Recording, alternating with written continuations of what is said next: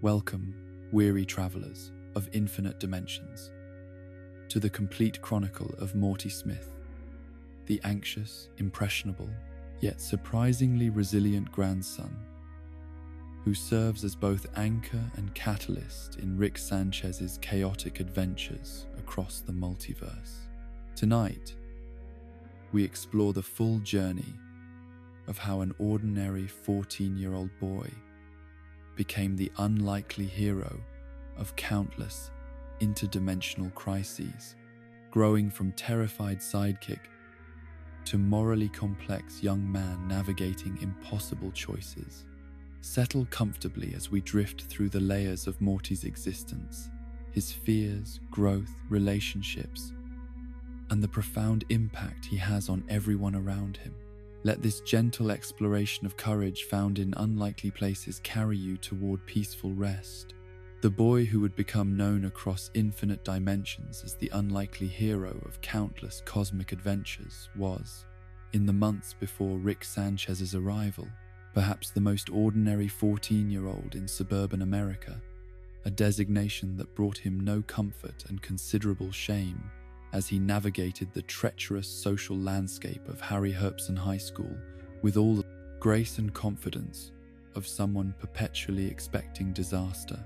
to strike at any moment. Morty Smith's daily existence before his grandfather's interdimensional portal gun changed everything forever was characterized by a level of social anxiety so profound and pervasive that even simple interactions like ordering lunch in the cafeteria or asking for directions to the bathroom became exercises in psychological endurance that left him exhausted and demoralized. His stutter, which emerged most prominently when he was nervous or excited, made verbal communication feel like navigating a minefield where any word might explode into embarrassing repetition or complete vocal paralysis that drew unwanted attention from classmates who had already categorized him as an easy target for casual cruelty.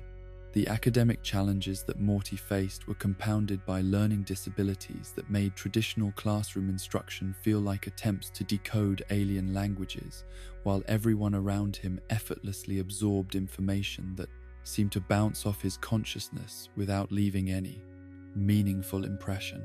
Mathematics, in particular, represented a form of torture that transformed numbers and equations into incomprehensible symbols that mocked his attempts at understanding, while English literature classes forced him to pretend that he could extract deeper meaning from texts that appeared to him as collections of words arranged in patterns that other students found profound, but which left him feeling intellectually inadequate and emotionally isolated. His teachers, well-meaning but overwhelmed by classroom management responsibilities and standardized testing pressures, had largely written Morty off as a student who would need to find success through alternative pathways that did not require the kind of analytical thinking and abstract reasoning that formed the foundation of traditional academic achievement. The gentle condescension with which they addressed his questions and the patient explanations they provided for concepts that seemed obvious to other students created a learning environment where Morty's intellectual curiosity was gradually replaced by resigned acceptance of his supposed cognitive limitations. The social dynamics of adolescent life proved even more challenging than academic struggles, as Morty found himself occupying the unenviable position of being simultaneously invisible to most of his peers and hypervisible to those who derived entertainment from tormenting someone who would not fight back effectively. His attempts at conversation were often met with blank stares or barely concealed amusement, while his efforts to participate in group activities resulted in polite exclusion or assignment to roles that minimized his potential for disrupting whatever social chemistry the more confident students had established among themselves. Jessica, the object of Morty's romantic obsession and the unwitting source of countless hours of adolescent torment, represented everything that seemed impossible and wonderful about the adult world that awaited him beyond high school. She was beautiful in ways that made his chest tight and his thoughts scattered, intelligent enough to participate in advanced placement classes that remained closed to him, and socially confident in ways that made her casual friendliness toward him feel like acts of charity rather than genuine human connection. His fantasies about romantic scenarios involving Jessica were elaborate productions that played out in his imagination with cinematic detail, but his actual interactions with her were awkward encounters, marked by stammering attempts at humor and desperate efforts to appear more interesting and capable than his academic record and social status suggested. The few times that Morty had attempted to express his feelings for Jessica or ask her to social events had resulted in experiences so mortifying that the memories continued to surface during quiet moments months later,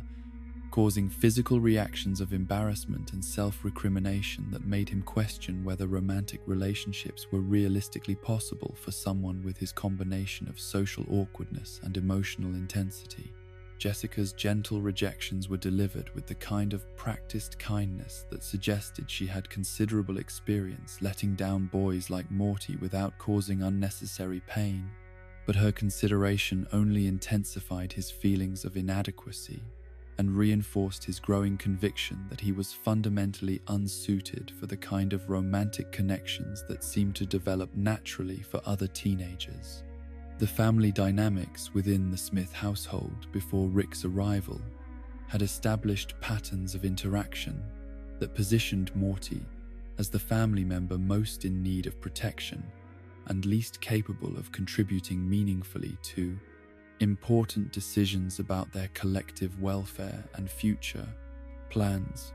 Beth's maternal concern for her youngest child was expressed through a combination of gentle encouragement and lowered expectations that communicated her recognition of his limitations, while also inadvertently reinforcing his sense of being fundamentally different from other people in ways that would always require special consideration and accommodation. Jerry's relationship with his son during this period was characterized by well-intentioned attempts at masculine bonding that consistently failed to account for Morty's actual interests and capabilities, resulting in father-son activities that highlighted their fundamental incompatibility and left both participants feeling frustrated and disappointed. Jerry's own insecurities about his role as family patriarch and provider made him particularly sensitive to evidence that his son might be following similar patterns of social and professional disappointment, creating a dynamic where his efforts to help Morty develop confidence and social skills often had the opposite effect of reinforcing the boy's sense of inadequacy and genetic predisposition toward failure. Summer's attitude toward her younger brother reflected typical sibling dynamics, complicated by her own adolescent struggles with identity and social positioning, but her treatment of Morty also revealed her unconscious recognition that he represented a version of vulnerability and social awkwardness that she feared discovering in herself. Her casual cruelty toward him was motivated not by genuine dislike but by the psychological need to establish clear boundaries between his obvious social failures and her own more successful navigation of teenage social hierarchies, creating distance that protected her self-image while causing real emotional damage to someone who looked up to her as a model for how to exist confidently in the world. The neighborhood context within which Morty existed during this period was typical of middle-class suburban communities where conformity was rewarded and deviation from established patterns of behavior and achievement was met with concern rather than celebration. The other families on their street had children who seemed to effortlessly excel in academics, sports, or social activities that provided clear markers of success and future potential, while Morty's struggles with basic academic requirements and social integration made him an object of sympathetic concern among parents who worried about negative influences on their own children's development and achievement. His few friendships during this period were relationships of mutual consolation among other students who had been marginalized by the mainstream social hierarchies of high school life. But even within these groups of outsiders and misfits, Morty often found himself occupying the position of the member most in need of protection and least capable of contributing to group activities that required confidence, strategic thinking, or social skills.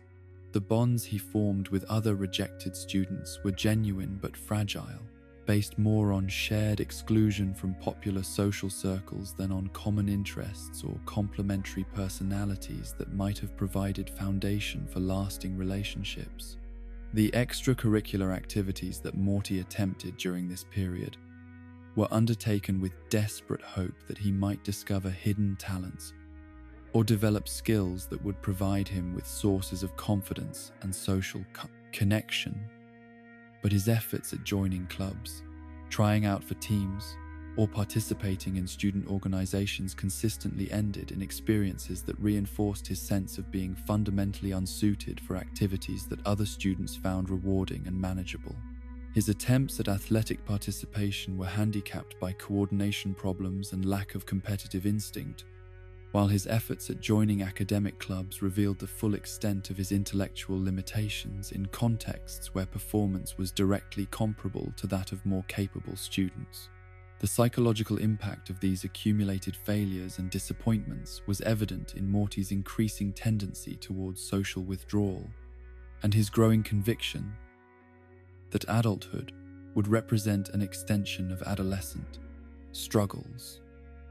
rather than an opportunity for reinvention and personal growth.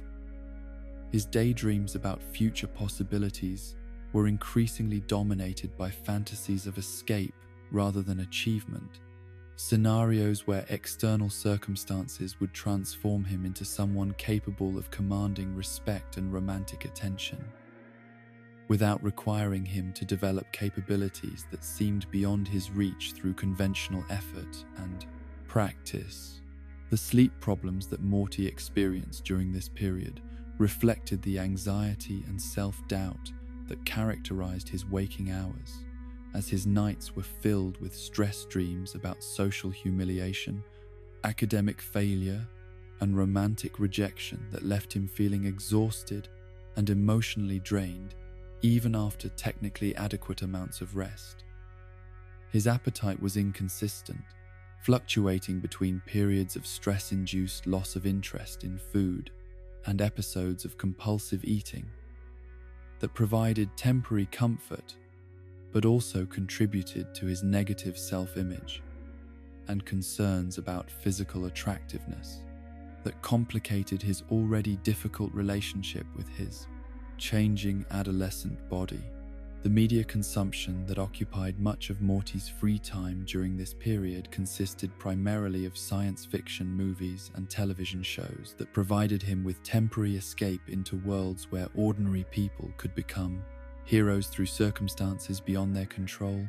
where intelligence and courage mattered more than social status or conventional attractiveness, and where cosmic adventures provided alternatives to the mundane struggles of suburban adolescent life. These fictional narratives served as both entertainment and preparation for realities he could not have imagined, developing his familiarity with concepts and scenarios that would prove surprisingly relevant when Rick's portal gun opened doorways to dimensions where the impossible became routine and the fantastic became dangerously real. The most troubling aspect of Morty's existence during this period was not his obvious struggles with academics and social relationships, but his growing acceptance of limitations and failures as permanent characteristics rather than temporary challenges that might be overcome through effort, support, or changing circumstances. The psychological resignation that was beginning to characterize his approach to new opportunities and relationships represented a form of premature surrender that threatened to become self-fulfilling prophecy creating behavioral patterns that would make future success less likely even when opportunities for growth and achievement eventually presented themselves. Yet beneath the surface of social awkwardness and academic struggle, Morty possessed qualities that would prove far more valuable than conventional markers of adolescent success when he was eventually exposed to challenges that transcended the artificial hierarchies of high school life. His capacity for empathy and moral reasoning, his ability to form emotional connections with people who were themselves struggling or marginalized, and his fundamental decency in situations where cruelty would have been easier, represented forms of strength that were largely invisible within the context of suburban teenage social dynamics, but would become essential for surviving and thriving in environments where conventional measures of capability and success proved inadequate for addressing genuine existential challenges. The stage was set for transformation that would reveal hidden depths of courage, intelligence, and moral strength that no standardized test or social interaction had suggested, but which would emerge when ordinary teenage concerns were replaced by cosmic adventures that demanded forms of bravery and wisdom that could not be measured through conventional academic or social metrics, proving that the most important human qualities often remain dormant until circumstances arise that require them for survival and success in contexts that transcend the limited scope of everyday adolescent experience. The first indication that Morty Smith's ordinary suburban existence was about to be catastrophically transformed came not through dramatic revelation or cosmic spectacle, but through the mundane discovery of strange mechanical debris scattered across the garage floor, where his grandfather Rick had apparently spent the night constructing something that defied every principle of physics that Morty had learned in his remedial science classes. The portal gun that would eventually become as familiar to Morty as his own reflection was initially just another inexplicable artifact of Rick's genius, a device whose purpose remained mysterious until the moment Rick activated it and tore a glowing green aperture through the fabric of reality itself, revealing vistas of alien landscapes and impossible architectures that immediately challenged everything Morty thought he understood about the nature of existence. The terror that flooded through Morty during his first glimpse of interdimensional space was not the manageable fear of social embarrassment or academic failure that had characterized his previous anxieties, but something far more primal and overwhelming, a recognition that the universe was infinitely larger and more dangerous than anything his suburban upbringing had prepared him to comprehend. The casual way that Rick stepped through the portal, as if crossing from one room to another, highlighted the enormous gulf between his grandfather's cosmic perspective and Morty's limited understanding of reality, creating an immediate dynamic where Morty's role would be that of the confused and terrified observer, struggling to process experiences that transcended human comprehension. Rick's first attempts to involve Morty in interdimensional travel were characterized by a complete absence of preparation, explanation, or concern for the psychological impact that exposure to infinite realities might have on someone whose previous concept of adventure had been limited to video games and science fiction movies that maintained clear boundaries between fantasy and reality. The seeds that Rick forced Morty to smuggle through interdimensional customs during their first official adventure together represented more than simple contraband, but rather Morty's unwitting participation in activities that violated laws he could not understand and carried consequences that Rick casually dismissed as irrelevant to their broader objectives. The physical discomfort of having alien seeds inserted into his rectum was immediately overshadowed by the existential horror of discovering that interdimensional travel involved not just visiting strange places, but actively participating in criminal activities that could result in imprisonment, torture, or death at the hands of beings whose concepts of justice and punishment bore no resemblance to anything Morty had encountered in his sheltered suburban existence. The casual way that Rick manipulated him into compliance through a combination of scientific authority and emotional manipulation established patterns that would characterize their relationship for years to come, with Rick treating Morty's consent as optional and his understanding as unnecessary for adventures that served Rick's purposes regardless of their impact on his grandson's welfare. The transformation of familiar reality into something threatening and unstable began immediately after their first adventure, as Morty discovered that exposure to interdimensional travel had fundamentally altered his relationship with ordinary experience in ways that made normal teenage concerns seem simultaneously trivial and impossibly complex. The breakfast conversation where Rick casually mentioned the possibility of interdimensional customs agents conducting invasive searches of Morty's body was delivered with the same tone that other adults might use to discuss weather or television programs, highlighting Rick's complete disconnection from normal human emotional responses to threat and violation. The school experiences that followed Morty's first interdimensional adventure were characterized by a form of cognitive dissonance that made it nearly impossible for him to focus on academic assignments or social interactions that seemed absurdly limited and artificial compared to the cosmic scope of reality that Rick had revealed to him. The mathematics problems that had previously seemed impossibly complex now appeared trivial when considered against the backdrop of interdimensional physics and alien civilizations, while the social hierarchies that had once dominated his attention became laughably insignificant when viewed from the perspective of someone who had witnessed the casual destruction of entire species and the arbitrary nature of all cultural conventions. Rick's manipulation of Morty's school attendance through forged excuse letters and fabricated medical emergencies demonstrated his willingness to systematically undermine every aspect of Morty's normal development in pursuit of having a available adventure companion who could not refuse participation or seek help from authority figures who might interfere with their increasingly dangerous activities. The lies that Rick told to Beth and Jerry about educational field trips and scientific mentorship were crafted to exploit their desire to see Morty succeed academically, while concealing the reality that Rick was systematically exposing their son to forms of trauma and moral corruption that would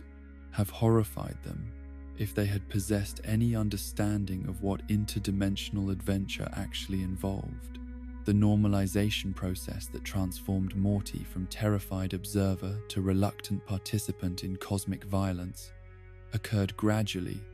through repeated exposure to scenarios where survival required him to suppress normal human responses of empathy and moral reasoning in favor of the kind of pragmatic calculation that Rick had perfected during his own decades of interdimensional travel. The first time Morty witnessed Rick casually murder sentient beings who posed minor inconveniences to their mission objectives was traumatic in ways that left him physically ill and emotionally shattered, but subsequent exposures to similar violence created psychological calluses that enabled him to function in environments where death was routine and morality was treated as a luxury that only beings with guaranteed safety could afford to maintain. The development of survival instincts that enabled Morty to navigate increasingly dangerous situations required him to learn forms of situational awareness and threat assessment that were completely foreign to suburban American teenagers, but essential for anyone hoping to survive regular exposure to alien civilizations whose concepts of hospitality, law, and basic social interaction bore no resemblance to human conventions. The ability to recognize when Rick's scientific curiosity was leading them into potentially lethal situations became a skill that Morty developed through repeated experiences of near-death encounters that Rick treated as learning opportunities rather than evidence that their adventures might be fundamentally irresponsible and harmful. Rick's teaching methods, such as they were, consisted primarily of throwing Morty into complex and dangerous situations with minimal preparation while expecting him to develop necessary capabilities through trial and error that often involved genuine risk of permanent injury, death. The portal gun operation that Rick eventually taught Morty was presented not as a privilege or sign of trust, but as a practical necessity that would enable Rick to pursue his own interests more efficiently, while ensuring that Morty could not abandon him in hostile dimensions where his survival depended on Rick's protection and technological superiority. The psychological impact of witnessing Rick's casual attitude towards suffering and death extended far beyond simple trauma to encompass fundamental questions about the nature of morality and meaning in a universe where infinite realities meant that every possible outcome existed somewhere, and, therefore, no individual choice or consequence carried ultimate significance. The philosophical frameworks that Rick used to justify his actions were sophisticated enough to challenge Morty's limited understanding of ethics and responsibility, while also serving to normalize behaviors that would have been unthinkable for him. Before exposure to Rick's cosmic perspective and interdimensional experiences, the guilt that Morty experienced over his growing ability to function in violent and morally ambiguous situations was complicated by his recognition that the skills he was developing through exposure to Rick's adventures were also providing him with capabilities and knowledge that made him feel more competent and significant than he had ever felt during his previous existence as an academically struggling suburban teenager. The confidence that came from successfully navigating interdimensional crises created internal conflicts between his moral horror at what he was becoming and his psychological satisfaction at finally possessing abilities that commanded respect and attention from someone he admired despite his growing awareness of Rick's moral deficiencies.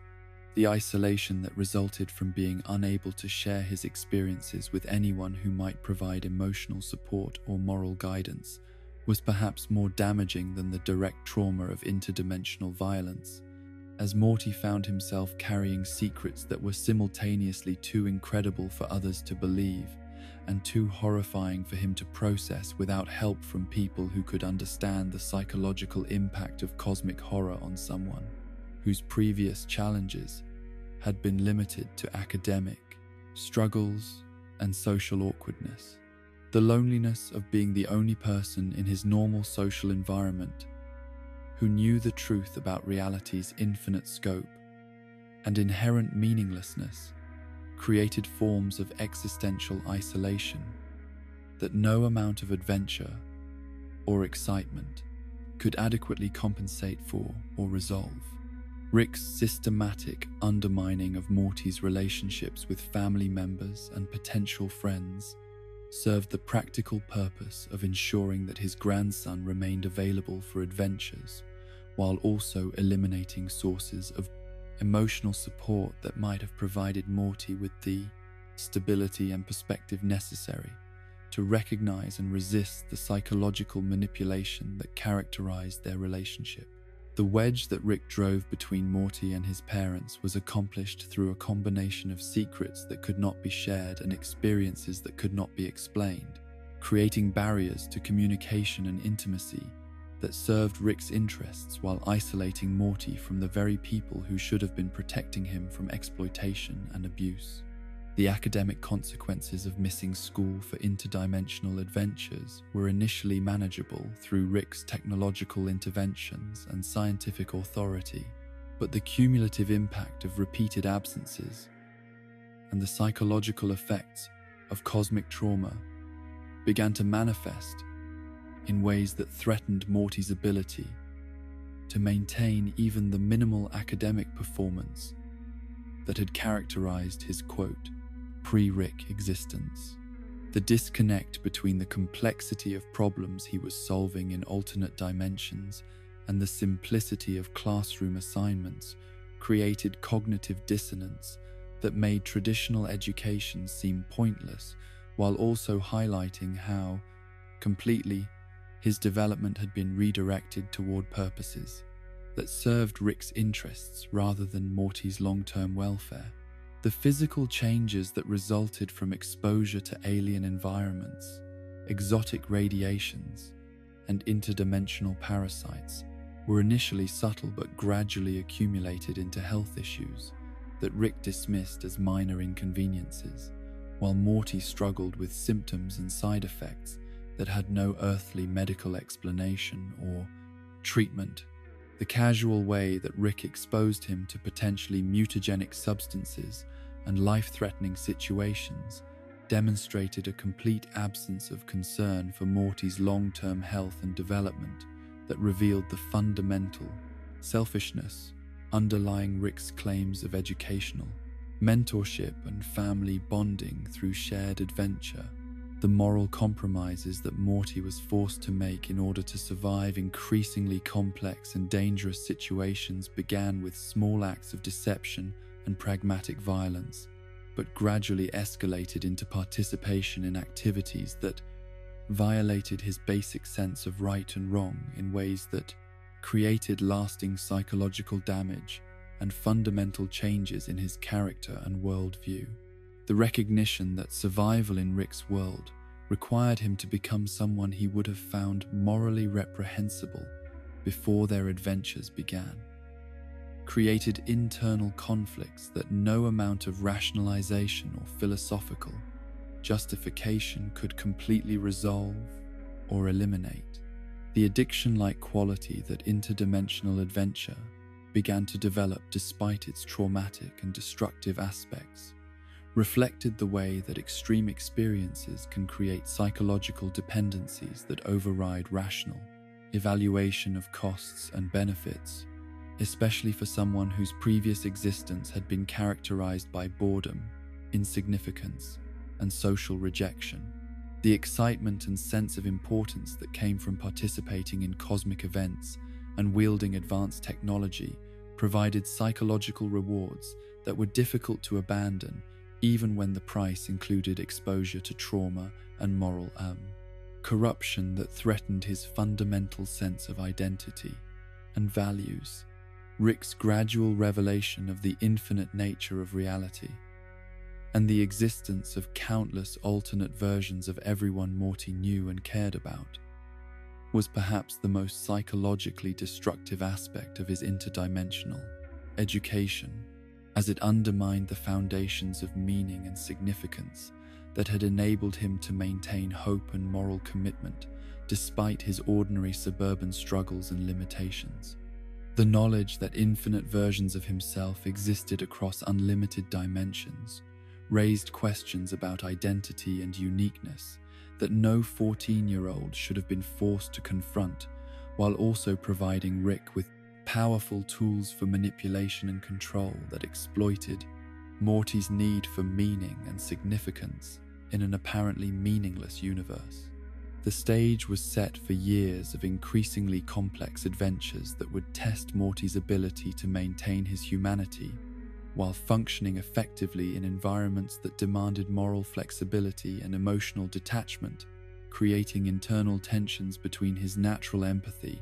and the pragmatic callousness that Rick's world required for survival and success.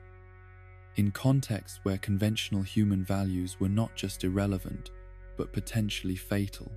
obstacles to achieving necessary objectives and protecting the people he genuinely loved, despite their flaws and limitations. The love potion that Rick concocted in response to Morty's desperate plea for help with his romantic struggles represented far more than a simple scientific solution to adolescent awkwardness. It was Morty's first direct experience with the way that Rick's casual approach to problem-solving could transform minor personal difficulties into catastrophic events that threatened the survival of entire civilizations, while simultaneously forcing Morty to confront fundamental questions about the nature of love, identity, and moral responsibility that no 14-year-old should have been expected to navigate without adequate preparation or emotional support. The request itself emerged from months of accumulated frustration over Morty's inability to connect meaningfully with Jessica, despite his overwhelming romantic feelings and his growing recognition that his natural personality and social skills were insufficient for achieving the kind of relationship he desperately craved. The humiliation of repeated failed attempts at conversation and the painful awareness that Jessica's polite responses reflected kindness rather than genuine romantic interest had created a psychological crisis that made Rick's offer of technological assistance seem like the answer to problems that conventional advice and personal growth could never adequately address. Rick's creation of the love potion was accomplished with the same casual efficiency that he brought to all his scientific projects, but his failure to consider the potential consequences of introducing powerful biochemical agents into complex social environments revealed the fundamental disconnect between his technological capabilities and his understanding of human, emotional systems and their interconnected nature.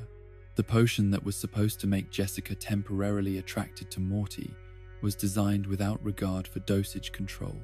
transmission vectors, or the possibility that romantic attraction artificially induced through chemical manipulation might interact unpredictably with existing social relationships and biological systems. The initial success of the love potion in making Jessica responsive to Morty's romantic overtures provided him with his first taste of the intoxicating power that came from having access to Rick's advanced technology, but the artificial nature of Jessica's sudden interest created immediate moral complications that Morty was not emotionally equipped to recognize or address appropriately. The knowledge that Jessica's affection was chemically induced rather than genuine made their romantic interactions feel hollow and manipulative, even as they fulfilled his long-held fantasies about physical intimacy and emotional connection with someone he had idealized for months. The rapid escalation from individual romantic success to school-wide catastrophe occurred with the terrifying speed that characterized most of Rick's scientific miscalculations, as the love potion's airborne transmission properties transformed what should have been a private romantic encounter into a biological weapon that infected every person in Harry Herpson High School, with obsessive romantic fixation on Morty that overwhelmed their normal personality traits and rational decision-making capabilities. The transformation of his classmates from indifferent peers into aggressive pursuers created immediate physical danger, while also highlighting how completely Rick had failed to consider the broader implications of his technological interventions. The horror of being pursued through school hallways by chemically altered teenagers whose normal inhibitions and social boundaries had been eliminated by Rick's love potion gave Morty his first direct experience with the way that scientific solutions to personal problems could create new forms of threat and trauma that were far worse than the original difficulties they were supposed to address. The sight of Jessica and his other classmates transformed into obsessive stalkers whose romantic pursuit involved genuine violence and complete disregard for his consent or safety forced him to confront the reality that Rick's help often came at prices that were not disclosed until after they became irreversible. Rick's response to the crisis he had created was characteristically focused on technical solutions rather than moral responsibility, as he immediately began developing countermeasures to neutralize the love potion's effects, without acknowledging his role in creating a situation that had transformed Morty's school into a dangerous environment where normal, social relationships had been replaced by chemically induced obsession and aggression. The casual way that Rick discussed potential solutions revealed his complete inability to recognize or respond appropriately to the psychological trauma that Morty was experiencing as a result of being pursued by people whose altered behavior made them genuinely threatening rather than romantically appealing. The cure that Rick developed to counteract the love potion's effects was created without adequate testing or consideration for how chemical antidotes might interact with the complex biochemistry of human romantic attraction and social bonding, resulting in overcorrection that transformed the infected population's obsessive love for Morty into equally intense feelings of revulsion and hatred that created new forms of physical danger, while also eliminating any possibility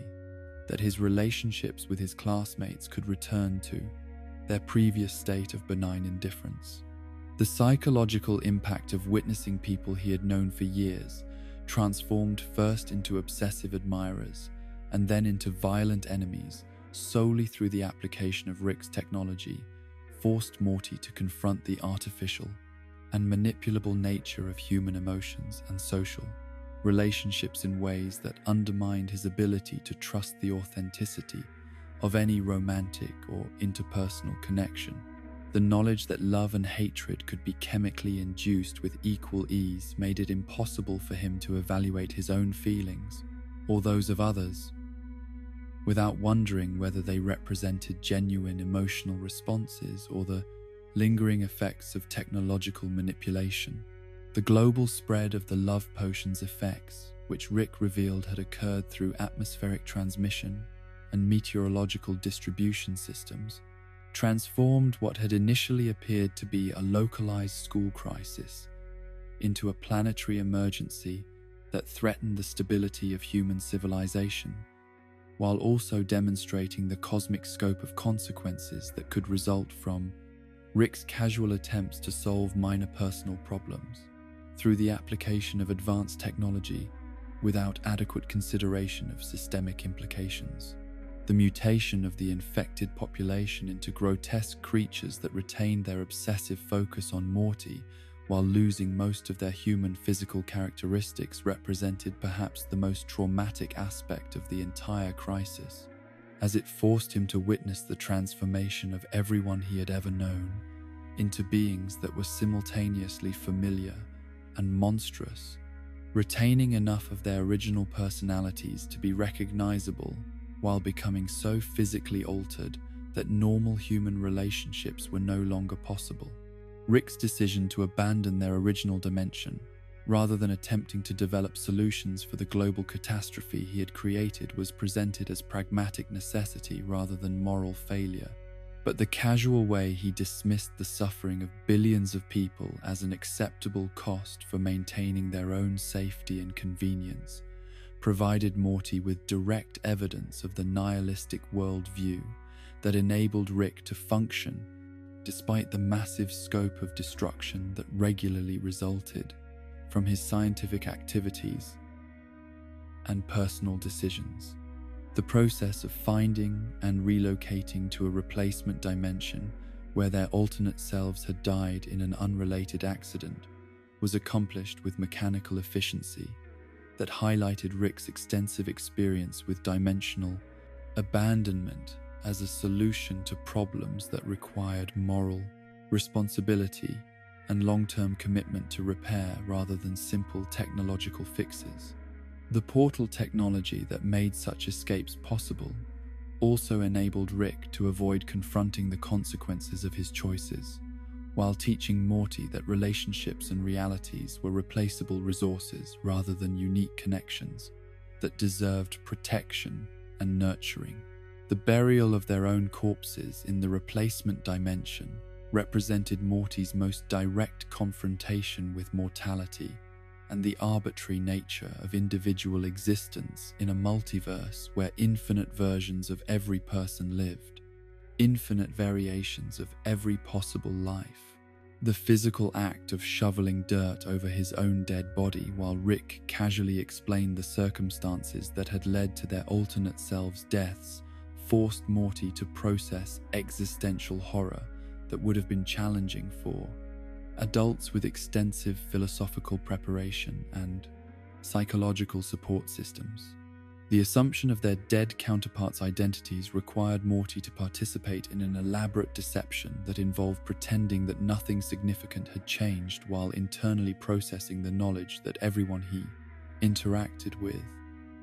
was directing their emotions and expectations toward versions of himself and Rick who no longer existed. The family members, who welcomed them home with relief and affection, were expressing genuine feelings toward people who had died, while Morty struggled with the guilt of accepting love and concern that belonged to someone else. The normalization process that enabled Morty to function within his replacement family, despite knowing that they were not his original relatives, occurred gradually through psychological mechanisms that protected him from the full emotional impact of his situation, while also creating barriers to authentic emotional connection that would influence his relationships for years to come. The ability to accept substituted relationships as adequate replacements for original connections required him to develop forms of emotional detachment that conflicted with his natural capacity for empathy and genuine human bonding. The long-term psychological consequences of the love potion disaster extended far beyond the immediate trauma of witnessing global catastrophe to encompass fundamental changes in Morty's understanding of human relationships, scientific responsibility, and the nature of identity and continuity across different versions of reality. The knowledge that his romantic feelings could be chemically manipulated made it difficult for him to trust the authenticity of his own emotions, while his experience of being both obsessively desired and violently rejected created lasting anxiety about the stability and genuineness of other people's feelings toward him. The moral questions raised by Rick's willingness to destroy an entire dimension's population rather than accepting responsibility for solving the problems he had created provided Morty with direct evidence of the ethical frameworks that guided Rick's decision-making processes and the casual disregard for human welfare that enabled him to function despite causing suffering on scales that exceeded most historical atrocities. The recognition that his grandfather was capable of such callous indifference to mass death forced Morty to begin developing independent moral reasoning that could evaluate Rick's actions according to standards that Rick himself rejected as irrelevant or impractical. The isolation that resulted from being unable to share his experiences with anyone who might provide emotional support or moral guidance was compounded by his growing awareness that the family members who cared about his welfare were not the same people who had raised him, creating additional layers of loneliness and disconnection that made him increasingly dependent on Rick for validation and social connection. Despite his growing recognition of Rick's moral deficiencies and psychological instability, the educational value that Rick claimed the disaster had provided was presented in terms of practical lessons about the unpredictable nature of scientific experimentation and the importance of having escape plans when technological solution created unexpected problems. But Rick's interpretation of events completely ignored the moral and psychological damage that had resulted from treating Morty's emotional needs as opportunities for scientific experimentation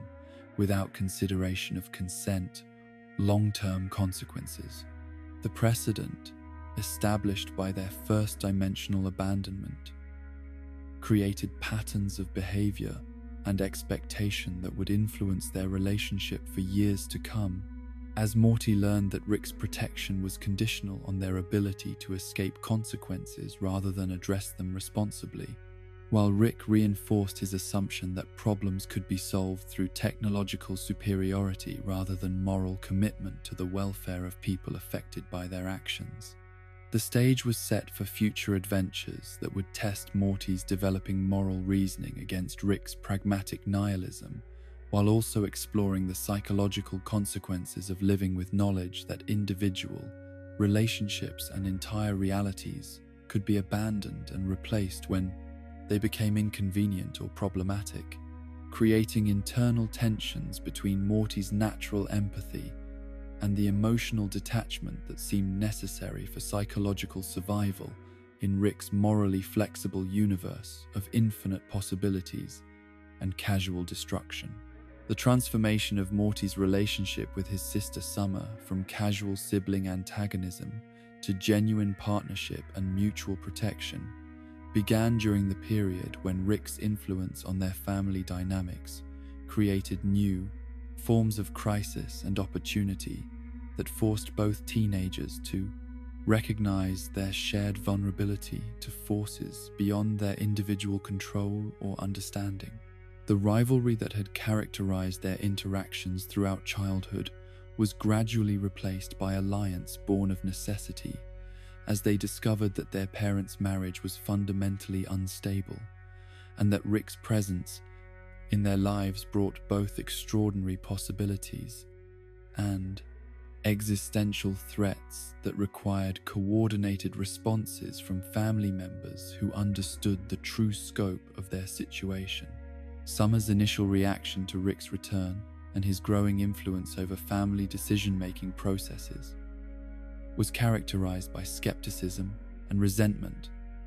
that reflected her protective instincts toward Morty, as well as her concern about the disruption that Rick's unpredictable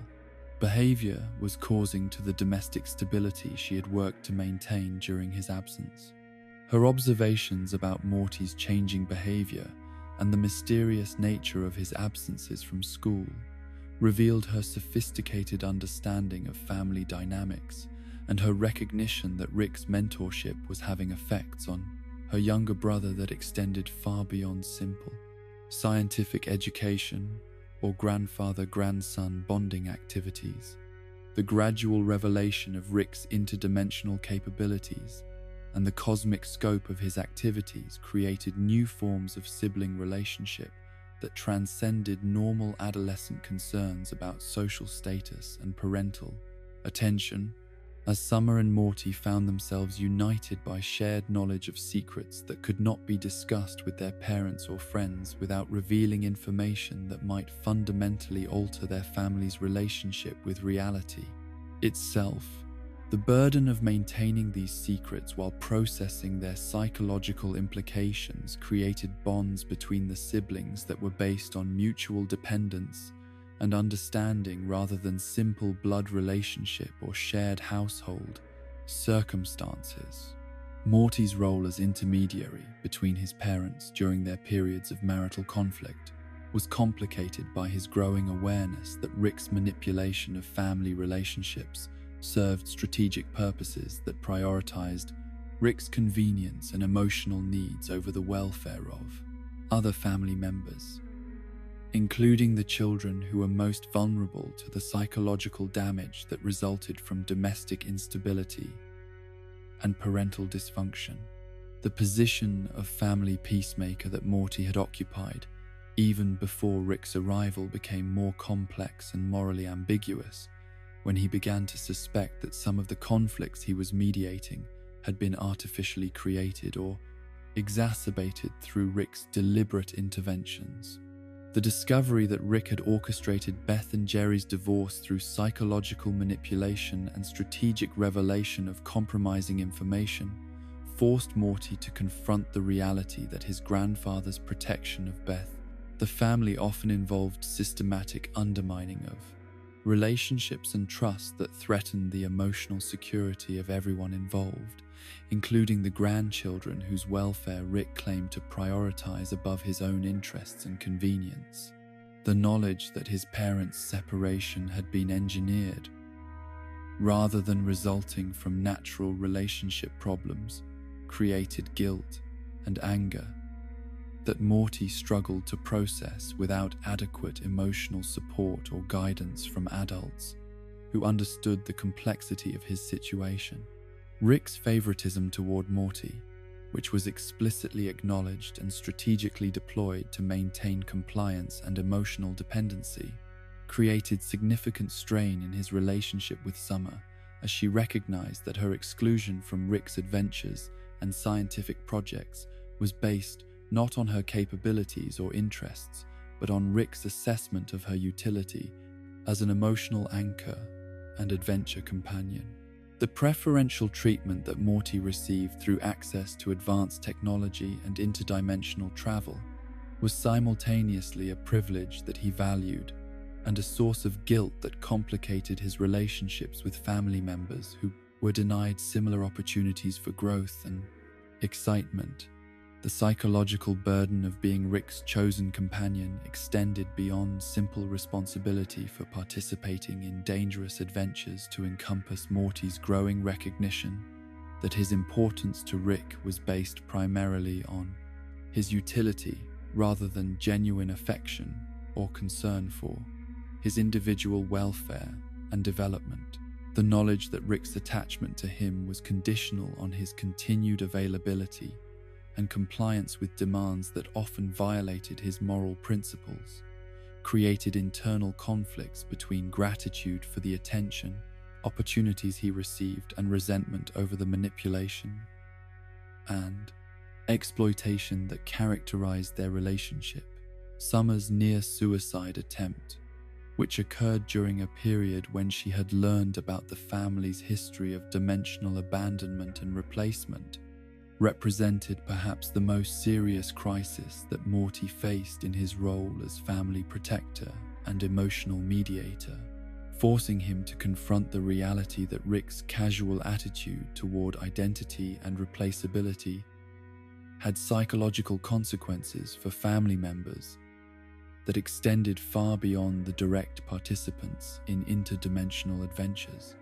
The recognition that his sister was suffering from existential despair directly related to knowledge about their cosmic insignificance required him to develop forms of emotional intelligence and crisis intervention skills that were far beyond what any teenager should have been expected to possess. The conversation that prevented Summer's suicide was accomplished through Morty's demonstration of emotional maturity and philosophical sophistication that revealed how completely his exposure to cosmic horror and infinite realities had accelerated his psychological development, while also highlighting his fundamental commitment to human relationships and individual significance, despite his growing understanding of their arbitrary nature in the context of infinite possibilities. His ability to articulate reasons for continued existence that transcended simple appeals to family loyalty or future possibilities represented genuine wisdom that had been earned through experiences that most people never encounter in entier lifetimes.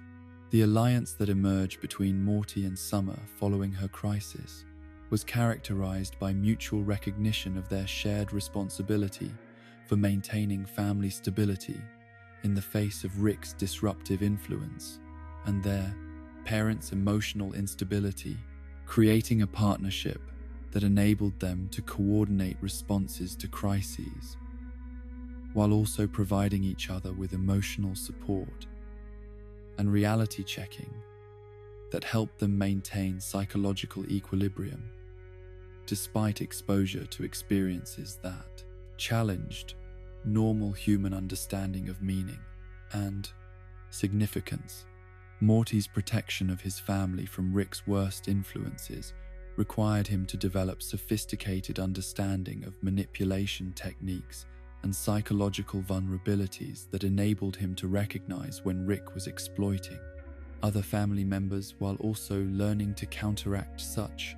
manipulation through strategic information sharing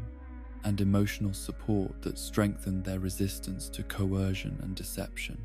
The skills he developed as family protector were valuable, but also psychologically costly,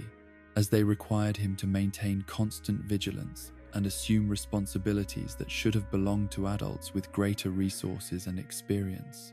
The guilt that Morty experienced over benefits he received through Rick's favoritism was complicated by his recognition that Refusing such benefits would not necessarily result in their redistribution to other family members, but might simply eliminate opportunities that could potentially be used to protect and assist people he cared about. The moral complexity of accepting advantages that were unfairly distributed while working to minimize the harm that such inequality caused to his relationships with siblings and parents required forms of ethical reasoning that were challenging even for adults with extensive experience in moral, philosophy, and practical ethics. Summer's gradual inclusion in some of Rick's adventures represented both recognition of her capabilities and strategic calculation about the benefits of having multiple family members who understood the reality of interdimensional travel and the threats it represented to their collective security and welfare. Her participation in cosmic adventures provided her with direct experience of the psychological challenges that Morty had been facing alone, while also creating new forms of shared experience that strengthened their sibling bond and mutual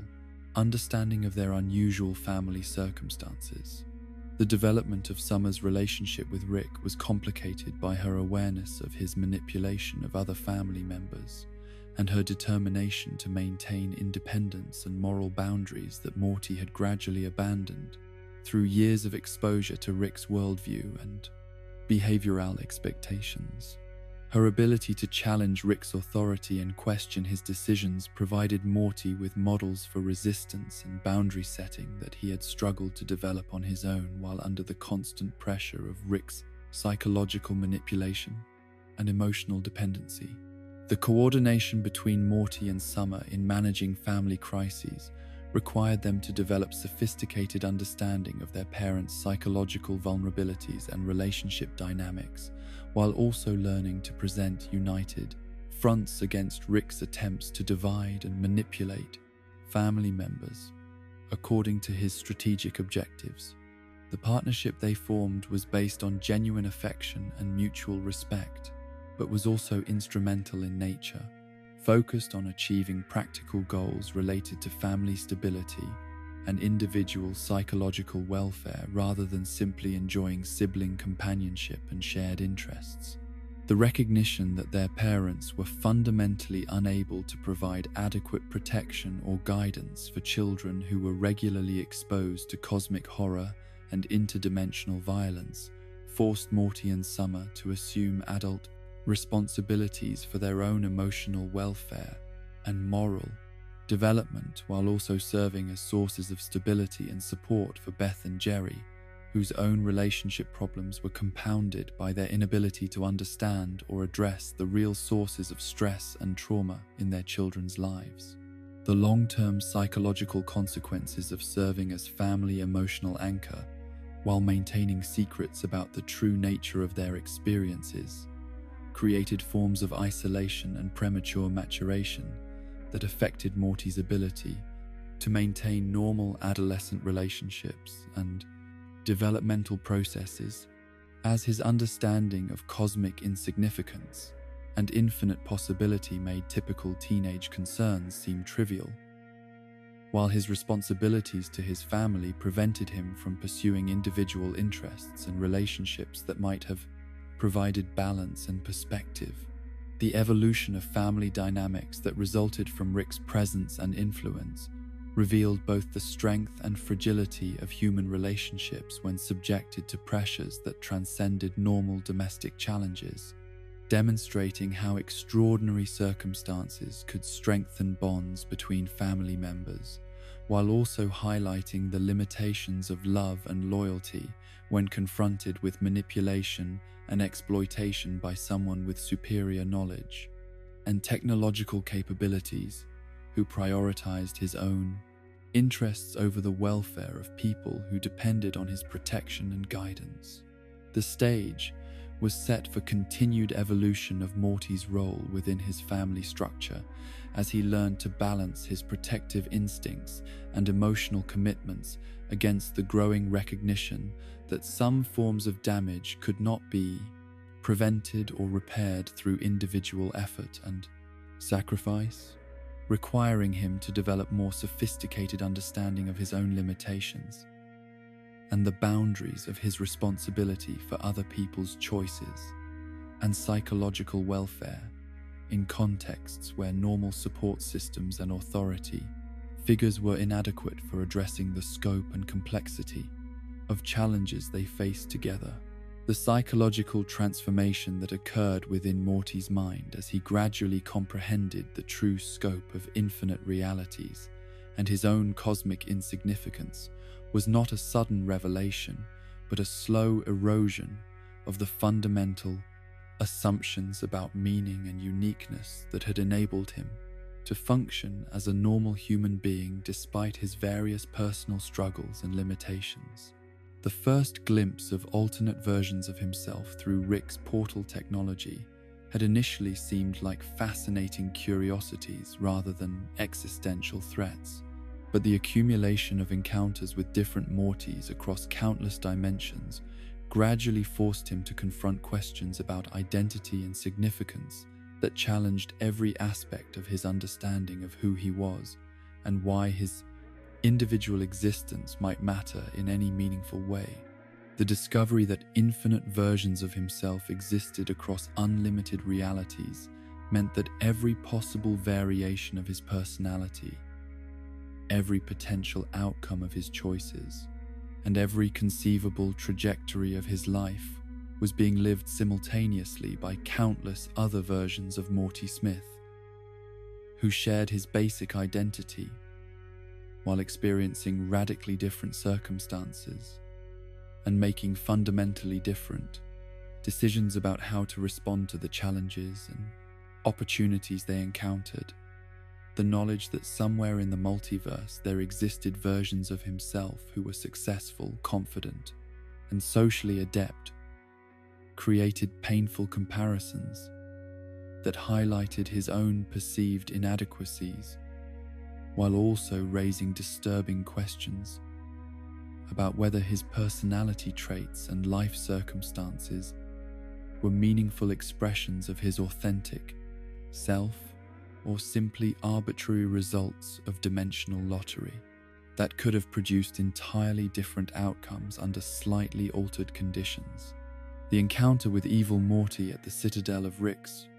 represented perhaps the most psychologically destabilizing experience in Morty's developing understanding of his own potential and the arbitrary nature of moral development across infinite possibilities, as he was forced to confront a version of himself who had not only survived prolonged exposure to Rick's corrupting influence, but had evolved beyond normal limitations to become a threat that exceeded even Rick's capacity for systematic violence and manipulation. The recognition that the same fundamental personality that characterized his own identity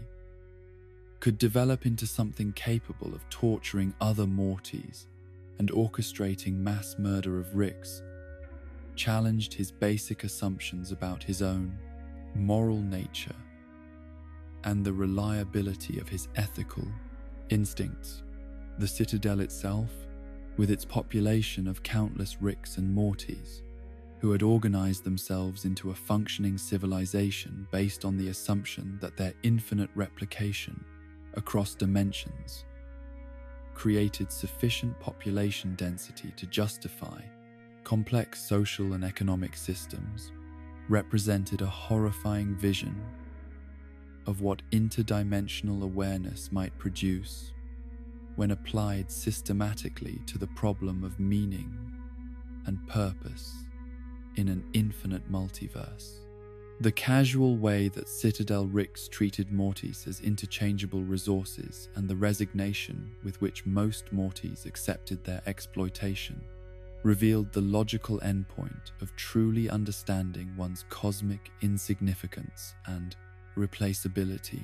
The simple Rick scenario that Morty witnessed at the Citadel, where a version of Rick who had chosen family happiness over scientific achievement was being systematically tortured to harvest the emotional content of his memories for commercial purposes, provided him with direct evidence of how interdimensional technology could be used to exploit the very human connections and authentic emotions that he was struggling to maintain as sources of meaning and purpose, despite their apparent arbitrariness in the context of infinite possibilities. The recognition that even genuine love and family bonds could be commodified and consumed by beings with sufficient technological sophistication created new forms of existential horror that transcended simple concerns about personal significance. The mathematical reality of infinite replication meant that every moment of joy, love, or achievement that Morty experienced was being simultaneously experienced by countless other versions of himself, while also being balanced by equal numbers of alternate Mortys who were experiencing corresponding moments of suffering, loss, and failure that rendered any individual emotional state statistically meaningless within the broader context of multiversal experience. The knowledge that his happiest memories were being replicated infinitely across dimensions, while his worst traumas were also being endured by unlimited numbers of alternate selves, created a form of emotional paralysis that made it difficult to invest genuine feeling in any particular experience or relationship. The recognition that Rick's apparent favoritism toward him was based not on his unique qualities or special relationship with his grandfather,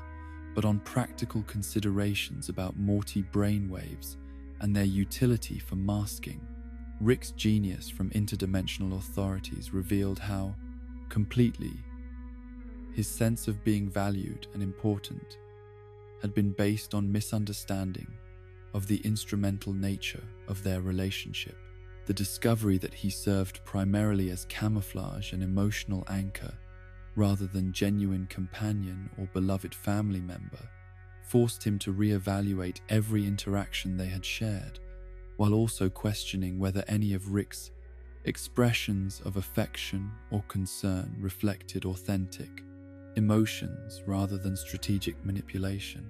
The exposure to other Rick and Morty pairs across infinite dimensions revealed patterns of relationship dynamics that suggested his own experiences with Rick were not unique expressions of their individual personalities and circumstances,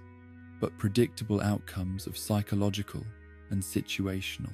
factors that operated consistently across dimensional boundaries, creating the disturbing implication that his choices and responses to Rick's behavior were predetermined by forces beyond his conscious control, rather than expressions of his autonomous moral reasoning and individual character. Development. The philosophical implications of infinite possibility extended beyond questions of personal significance to encompass fundamental problems about the nature of choice and moral responsibility in contexts where every possible decision was being made simultaneously by alternate versions of himself across unlimited realities, making the concept of individual ethical development seem meaningless when considered against the backdrop of infinite moral experimentation that was occurring automatically through the simple fact of multiversal existence and unlimited dimensional variation. The psychological defense mechanisms that Morty developed to cope with knowledge of his cosmic insignificance initially took the form of desperate attempts to identify ways in which his particular version of reality might be more important or meaningful than the infinite alternatives. But these efforts inevitably failed when confronted with the logical consistency of multiversal mathematics and the arbitrary nature of any criteria he might use to distinguish his experiences from those of his countless alternate selves, who were simultaneously reaching identical conclusions about their own supposed uniqueness and significance. The social isolation that resulted from being unable to share his understanding of infinite realities with family members and friends who continued to operate under assumptions about the uniqueness and significance of their individual experiences created new forms of loneliness that transcended normal adolescent concerns about fitting in or being understood by peers who shared similar cultural backgrounds and developmental challenges. The knowledge that everyone he cared about existed in infinite variations across unlimited dimensions made it difficult to invest genuine emotional energy in relationships that seemed arbitrary and replaceable when viewed from the perspective of multiversal awareness. The gradual erosion of his capacity for normal human emotional responses was not immediately apparent to Morty himself, but became evident through his increasing ability to witness violence, suffering, and moral compromise, without experiencing the kind of psychological distress that would have been natural and healthy responses for someone his age and background, suggesting that exposure to infinite realities was systematically destroying his ability to maintain the emotional investments and ethical commitments that made individual relationships and moral choices meaningful within limited human contexts. The recognition that his own moral development and psychological growth were being influenced by knowledge that most people never acquired raised questions about whether his evolving ethical frameworks and emotional responses represented genuine maturation or simply artificial adaptation to circumstances that were fundamentally incompatible with normal human psychological development and social functioning, creating uncertainty about whether the person he was becoming represented authentic self-actualization or systematic deformation of his natural personality through exposure to experiences that exceeded human evolutionary preparation, the temporal aspects of infinite dimensional existence, which meant that his past, present, and future were all being experienced simultaneously by different versions of himself across unlimited timelines, created additional layers of existential confusion that made it difficult to maintain normal relationships with concepts like personal growth, learning from mistakes, and working toward future goals that seemed meaningless when considered against the backdrop of infinite Mortys who were simultaneously succeeding and failing at every possible endeavor throughout all conceivable timeframes and circumstances. The encounter with versions of his family members from alternate dimensions who had developed differently under altered circumstances forced him to confront the arbitrary nature of the relationships he valued most highly, while also revealing how completely his emotional attachments were based on factors beyond anyone's conscious control, rather than expressions of deep compatibility or genuine affection that transcended situational variables and dimensional accidents that had brought particular versions of people together in specific configurations of family structure. The knowledge that Rick's protection of him was motivated primarily by practical necessity rather than genuine care created additional psychological complications as Morty struggled to maintain emotional investment in their relationship while also recognizing that his survival and welfare depended on continuing to serve functions that Rick valued regardless of whether those functions aligned with Morty's own interests or developmental needs, creating a form of existential dependency that made authentic relationship impossible while making survival contingent on successful performance of roles that violated his sense of personal autonomy. The cumulative psychological impact of multiversal awareness began to manifest in symptoms that resembled clinical depression and dissociation, but were actually rational responses to genuine understanding of cosmic insignificance and infinite replication, creating therapeutic challenges that no conventional mental health intervention could address adequately, since the source of distress was accurate perception of reality rather than distorted thinking or emotional dysfunction that might be corrected through medication or counseling approaches designed for people who had not been exposed to knowledge of their true situation within infinite dimensional existence. The stage was set for continued psychological deterioration or potential breakthrough to new forms of meaning and purpose that transcended normal human categories of significance and identity. As Morty faced the choice between surrender to nihilistic despair or development of philosophical frameworks that could provide foundation for authentic existence despite cosmic insignificance, creating internal tensions between his natural human need for meaning and connection and his growing understanding of the mathematical realities that made such needs seem absurd when viewed from the perspective of infinite possibilities and unlimited replication across boundless dimensional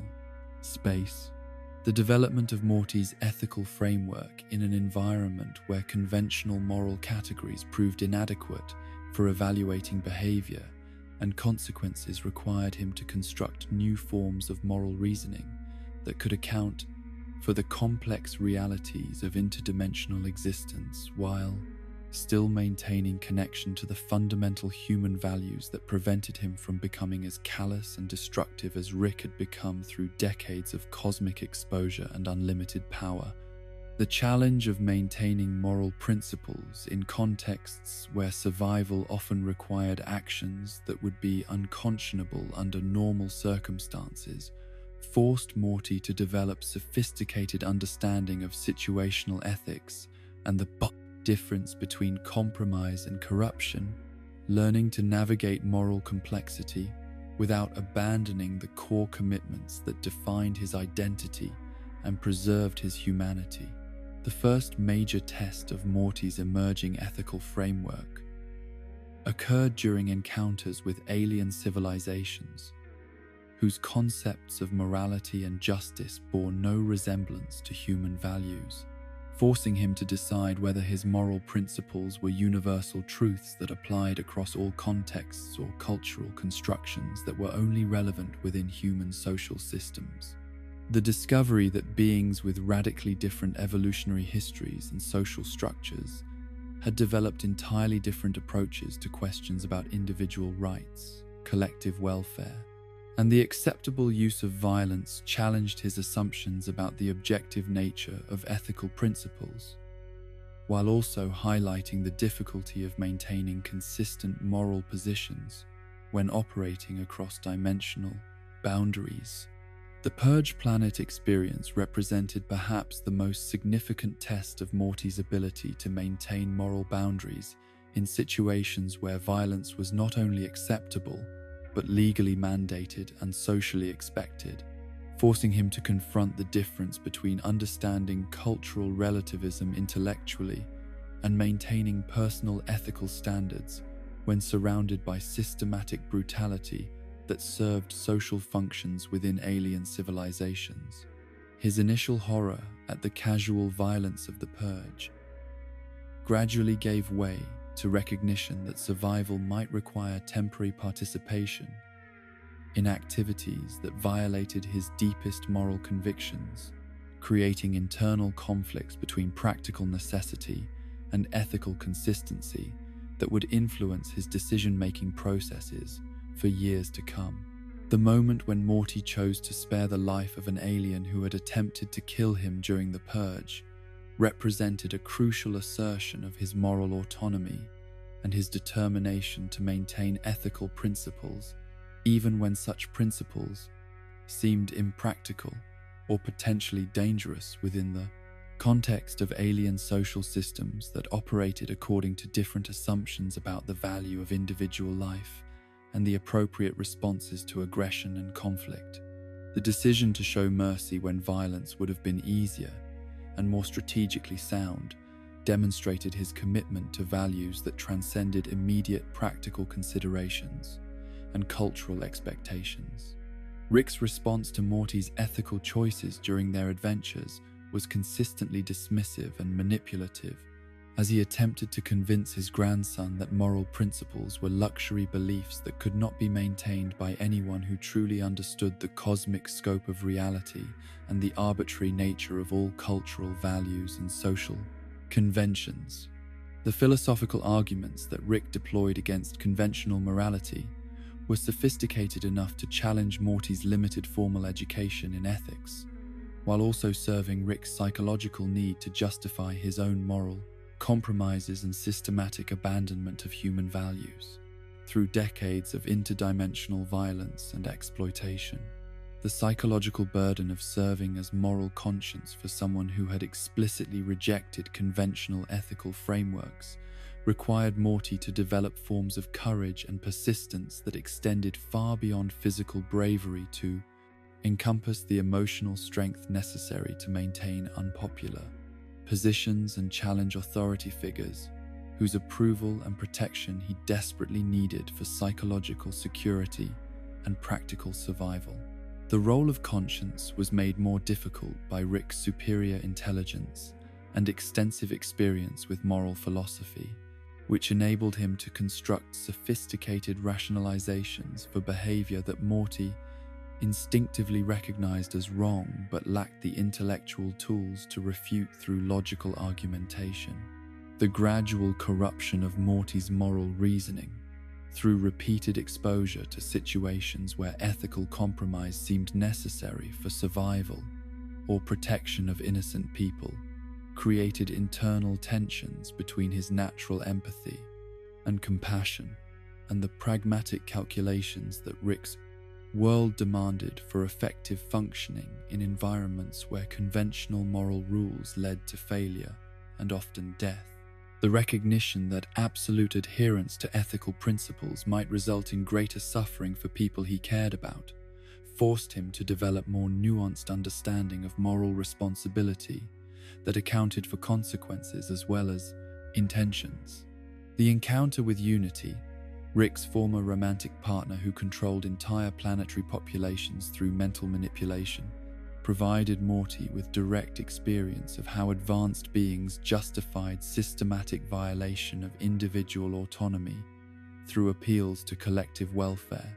and utilitarian calculations about maximizing happiness and minimizing suffering across large populations. The philosophical sophistication of Unity's arguments for benevolent totalitarianism challenged Morty's intuitive commitment to individual freedom, while also revealing how easily moral principles could be undermined by rational-seeming arguments about greater goods and necessary evils. The recognition that Rick's protection of their family often required systematic violation of other people's rights and welfare created moral dilemmas that forced Morty to choose between loyalty to people he loved and commitment to universal ethical principles that demanded equal consideration for all conscious beings regardless of their relationship to him personally. The particularism that made him prioritize his family's safety over the welfare of strangers was emotionally natural but philosophically problematic when evaluated according to moral frameworks that emphasized impartiality and universal human dignity. The development of Morty's capacity for strategic moral reasoning in complex situations where multiple ethical principles conflicted with each other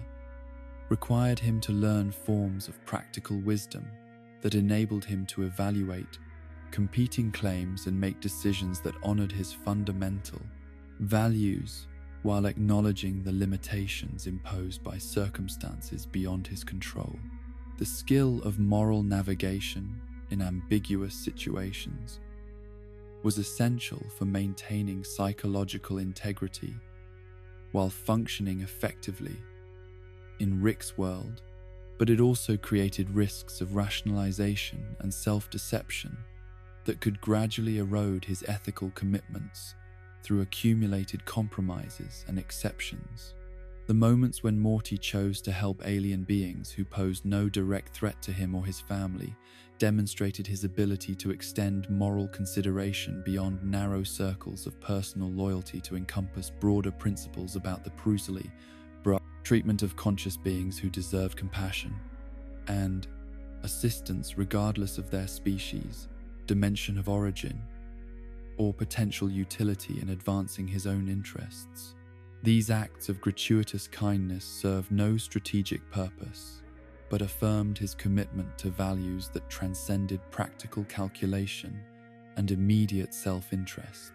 The psychological costs of maintaining moral sensitivity in an environment characterized by systematic violence and casual disregard for individual welfare were evident in Morty's increasing tendency toward emotional exhaustion, moral injury that resulted from witnessing suffering he was, unable to prevent and participating in systems of oppression that he lacked the power to challenge effectively. The accumulation of ethical stress created forms of psychological damage that were not addressed through conventional therapeutic approaches designed for people who had not been exposed to cosmic-scale moral complexity. The recognition that his attempts to humanize Rick's victims and maintain ethical standards during their adventures were often ineffective or counterproductive forced Morty to develop more realistic understanding of his own limitations and the boundaries of individual moral agency within systems that operated according to principles he could not change through personal virtue or good intentions alone. The wisdom of accepting responsibility only for choices within his actual control was essential for maintaining psychological stability while continuing to assert ethical principles in contexts where such assertions seemed futile or potentially harmful. The evolution of Morty's moral reasoning from simple rule-following to sophisticated evaluation of competing principles and consequences represented significant intellectual and emotional development that occurred under conditions of extreme stress and moral ambiguity that would have been challenging for adults with extensive philosophical education and psychological resources. The maturation process was accelerated by exposure to situations that required immediate ethical decisions with life and death consequences. But this acceleration also created risks of premature closure and oversimplification that could limit his future moral development. The internal conflict between Morty's role as family protector and his commitment to universal ethical principles created ongoing psychological tension that influenced his decision-making processes and emotional responses throughout their adventures, as he struggled to balance competing loyalties and obligations without betraying either his loved ones or his fundamental moral commitments. The resolution of these conflicts required forms of moral creativity and practical wisdom that enabled him to find solutions that honored multiple values simultaneously when possible, while accepting tragic choices when comprehensive solutions were not available. The recognition that Rick's worldview represented a coherent response to genuine insights about cosmic insignificance and moral arbitrariness forced Morty to develop philosophical frameworks that could acknowledge the validity of nihilistic observations about reality, while still maintaining commitment to values and relationships that provided meaning and purpose within limited human contexts. The intellectual challenge of refuting nihilism without denying cosmic realities required sophistication that exceeded most formal philosophical education, while also demanding emotional courage to affirm meaning in the face of overwhelming evidence for its ultimate arbitrariness. The stage was set for continued development of Morty's ethical thinking as he faced increasingly complex moral challenges that would test his ability to maintain principled positions while adapting to new forms of cosmic horror, interdimensional conflict that exceeded anything in his previous experience,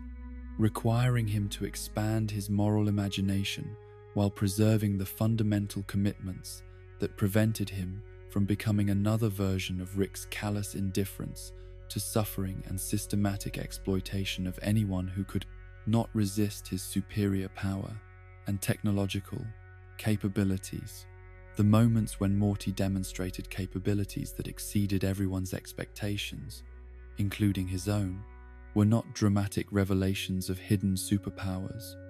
or sudden manifestations of genetic brilliance, but rather quiet displays of competence and resourcefulness that emerged naturally from his unique combination of empathy, practical intelligence, and hard-won experience navigating impossible situations where conventional approaches to problem-solving proved inadequate or counterproductive. The underestimation that characterized how his family, classmates,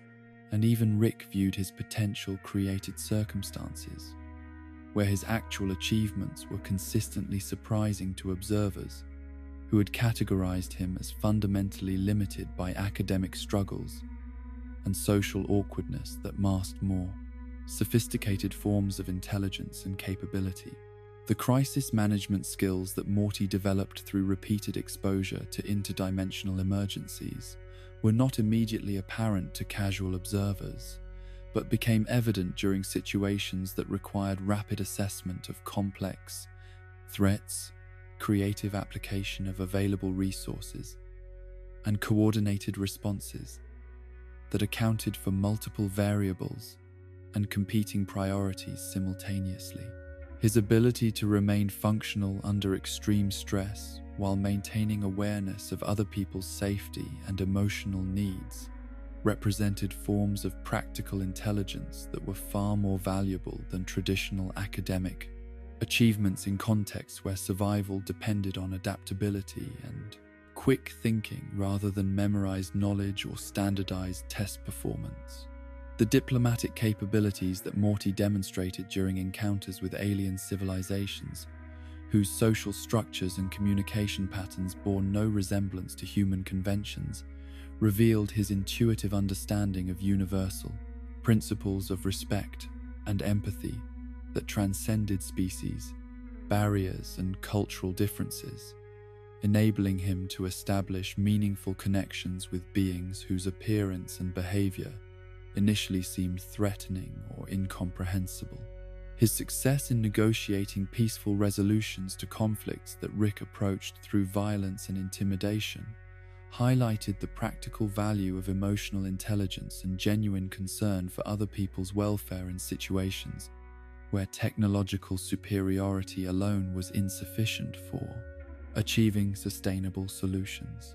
Rick's gradual recognition of Morty's competence was reflected not in explicit acknowledgement or praise, but in subtle changes in their adventure dynamics, as Rick began consulting Morty about strategic decisions and relying on his grandson's judgment about social situations and moral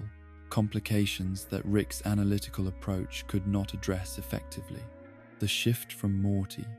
as passive observer and reluctant participant to active partner and trusted advisor represented significant evolution in their relationship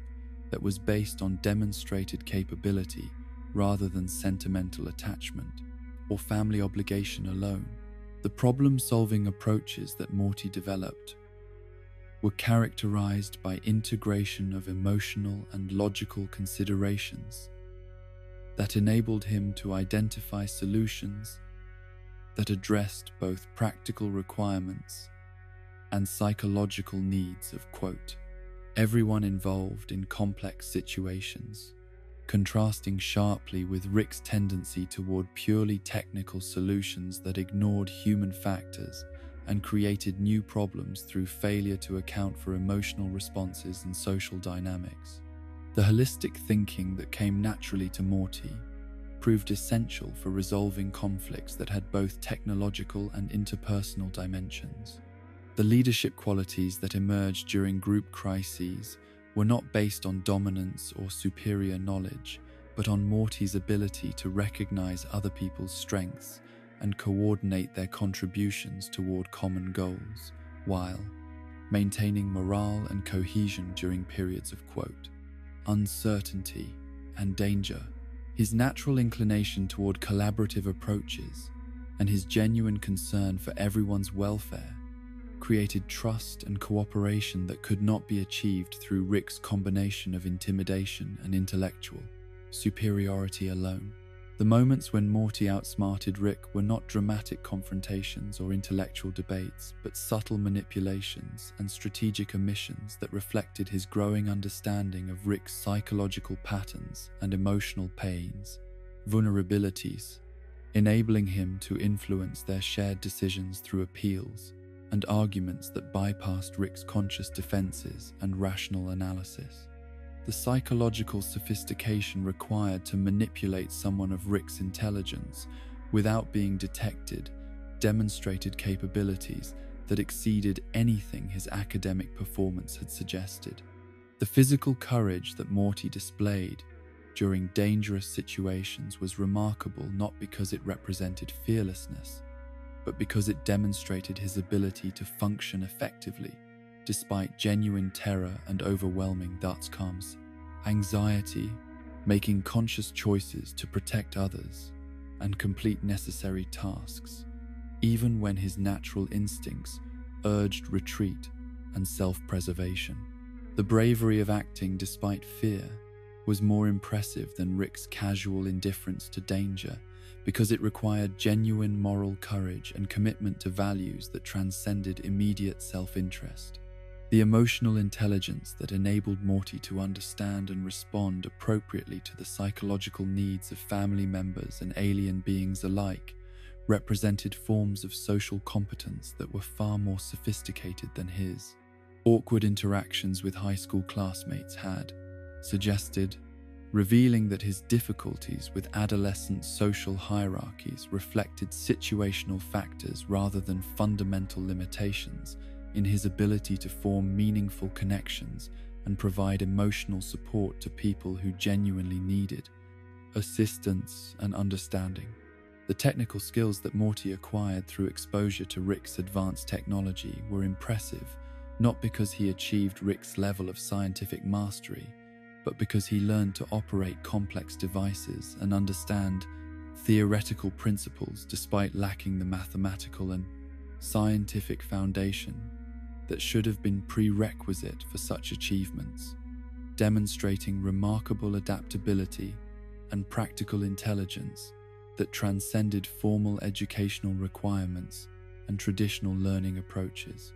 The strategic thinking that Morty applied to long-term family problems and interdimensional conflicts revealed his ability to consider multiple perspectives and anticipate consequences over extended time periods, planning interventions that addressed root causes rather than immediate symptoms, while accounting for the complex web of relationships and motivations that influenced everyone's behavior and decision-making processes. The sophistication of his strategic analysis was evident in the success of his interventions despite his limited formal training in psychology or systems thinking. The moral reasoning that guided Morty's choices in ethically complex situations demonstrated his ability to navigate competing principles and obligations while maintaining consistency with his fundamental values, making decisions that honored multiple considerations simultaneously when possible, and accepting tragic choices when comprehensive solutions were not available. The philosophical maturity of his ethical thinking exceeded what would be expected from someone his age and educational background, suggesting that experience and natural wisdom were more important than formal instruction in developing practical moral judgment. The communication skills that Morty developed for bridging differences between people with conflicting perspectives and incompatible worldviews enabled him to find common ground and facilitate understanding even in situations where other participants were committed to positions that seemed irreconcilable, demonstrating his ability to translate between different frameworks of meaning and value in ways that preserved the dignity and legitimate concerns of everyone involved, while identifying practical compromises that honored essential interests. The cultural adaptability that Morty displayed during visits to alien civilizations with radically different social norms and behavioral expectations revealed his capacity for rapid learning and flexible response to new environments, enabling him to avoid offensive behavior and establish respectful relationships, despite lacking advanced knowledge about appropriate conduct and communication styles. His success in adapting to unfamiliar social contexts highlighted skills that had been obscured by his difficulties navigating the specific cultural environment of suburban American high school social hierarchies. The protective instincts that motivated Morty's most impressive displays of competence were not limited to defending his immediate family, but extended to include strangers and even enemies who were vulnerable to exploitation or violence, demonstrating his commitment to principles of basic human dignity and compassion that transcended personal loyalty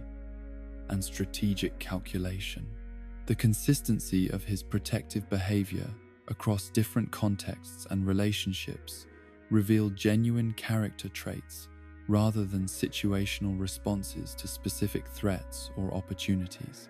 The learning capacity that enabled Morty to acquire complex skills and sophisticated understanding through direct experience rather than formal instruction demonstrated remarkable intellectual flexibility and practical intelligence that were not reflected in traditional academic assessments,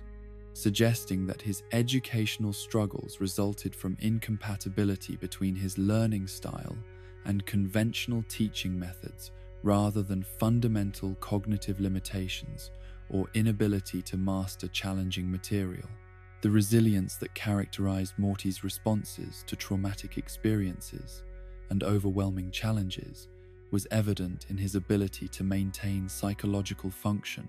and continue pursuing his goals despite exposure to cosmic horror and existential threats that would have incapacitated most people, revealing reserves of mental strength and emotional stability that enabled him to process extremely difficult experiences without losing his essential humanity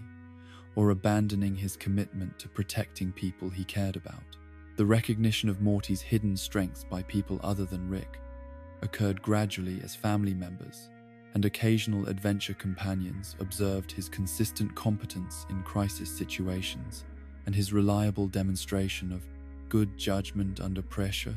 leading to increased trust and reliance on his capabilities even from people who continued to underestimate his potential in contexts outside their direct experience of his proven performance. The stage was set for continued revelation of Morty's capabilities as he faced increasingly complex challenges that would require him to integrate all his developing skills while also pushing beyond his current limitations, demonstrating that his growth was not approaching a ceiling, but rather accelerating. As he gained confidence and experience that enabled him to attempt more ambitious projects and accept greater responsibilities for the welfare of people who depended on his unique combination of competence and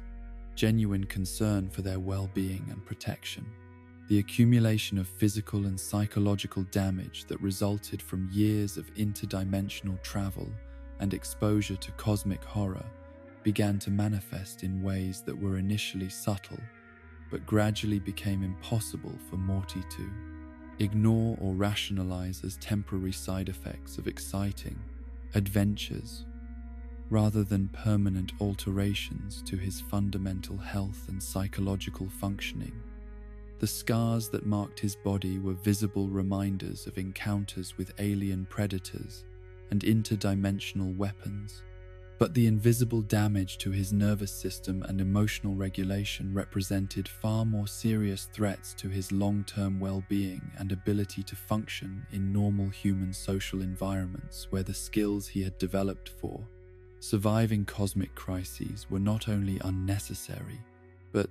potentially harmful to his relationships and personal development. The sleep disorders that plagued Morty were not simple insomnia or occasional nightmares, but complex patterns of sleep disturbance that reflected his mind's ongoing attempts to process experiences that exceeded normal human psychological capacity for integration and recovery, creating cycles of exhaustion and hypervigilance that made it difficult for him to maintain the kind of regular rest patterns that were essential for healthy adolescent development and emotional stability. The images that invaded his dreams were not metaphorical representations of anxiety or stress, but literal memories of violence and horror that his consciousness could not adequately categorize or file away through normal psychological mechanisms designed for processing everyday experiences rather than cosmic trauma.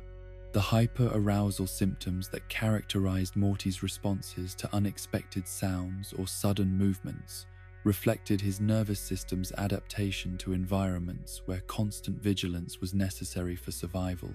But these same protective responses became maladaptive when triggered by ordinary stimuli in safe domestic environments where his reflexive preparations for combat and escape created unnecessary stress, while also highlighting how, completely, his psychological development had been shaped by exposure to genuine existential threats that most people never encountered in entire lifetimes of normal human experience. The dissociative episodes that Morty experienced during particularly stressful situations represented his mind's protective attempts to distance his consciousness from overwhelming emotional and sensory input. But the frequency and intensity of these episodes gradually increased as his coping mechanisms became overwhelmed by the cumulative impact of repeated trauma that exceeded his psychological resources for healthy processing and integration. The periods when he felt disconnected from his own thoughts and emotions were not voluntary detachment, but involuntary psychological defense mechanisms that protected him from experiences that might otherwise have resulted in complete psychological breakdown. The academic consequences of missing extensive amounts of school for interdimensional adventures were compounded by his difficulty concentrating on material that seemed trivial and irrelevant compared to the cosmic scope of problems he had learned to address during his travels with Rick, creating a form of cognitive dissonance that made traditional educational content feel simultaneously beneath his capabilities and impossibly abstract in ways that prevented him from engaging meaningfully with assignments and classroom discussions that his teachers and classmates found appropriately challenging and interesting. The social isolation that resulted from being unable to discuss his actual experiences with peers who had no framework for understanding interdimensional travel and cosmic horror created barriers to normal adolescent friendship formation that were reinforced by his own recognition that the person he had become through exposure to Rick's world was fundamentally different from his classmates, in ways that made authentic connection difficult or impossible, without revealing information that would either be dismissed as fantasy, create additional problems for everyone involved in such conversations. The relationship difficulties that stemmed from Morty's altered worldview and emotional responses affected his interactions with family members who had not shared his experiences, as well as his attempts to form romantic connections with people who operated according to normal human assumptions about the nature of reality and the appropriate scope of adolescent concerns and interests. The knowledge that Jessica and other potential romantic partners existed in infinite variations across unlimited dimensions made it psychologically difficult for him to invest genuine emotional energy in relationships that his cosmic perspective revealed to be arbitrary and replaceable. The trust issues that developed through repeated experiences of betrayal and manipulation by beings with superior knowledge and capabilities created patterns of defensive behavior that made it difficult for Morty to accept help or guidance from authority figures who might have been able to provide support for his psychological and educational needs, while his exposure to Rick's systematic deception of family members made him increasingly suspicious of adults' motivations and claims about their concern for his welfare rather than their own convenience and objectives. The emotional numbing that gradually developed as a protective response to overwhelming experiences of violence and loss represented his psyche's attempt to maintain function despite exposure to levels of trauma that would have incapacitated most people. But this same protective mechanism also reduced his capacity for normal joy and satisfaction in everyday experiences that should have provided balance and recovery from the stress of cosmic adventure, creating a psychological dependence on increasingly extreme stimulation to feel genuinely engaged with his environment and activities. The physical health consequences of exposure to alien environments and exotic forms of radiation were not immediately apparent, but gradually manifested in subtle changes to his immune system function and cellular repair processes that created vulnerabilities to diseases and aging patterns that differed from normal human development. While his consumption of alien foods and exposure to interdimensional atmospheric conditions created accumulating toxic loads that his body's natural detoxification systems were not evolved to handle effectively over extended periods. The addiction-like patterns that characterized Morty's relationship with interdimensional adventure reflected the way that extreme experiences created neurochemical changes that made ordinary life feel boring and meaningless by comparison, creating psychological dependencies on excitement and danger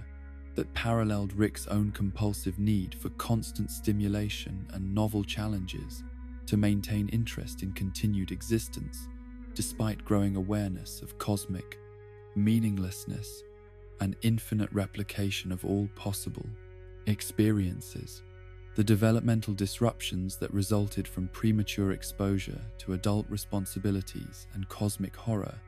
created gaps in his emotional and social maturation that were not immediately obvious, but became apparent in contexts where age-appropriate skills and responses were expected, leaving him simultaneously more mature than his peers in some areas, while remaining underdeveloped in others due to the selective pressure of interdimensional survival requirements that emphasized certain capabilities while neglecting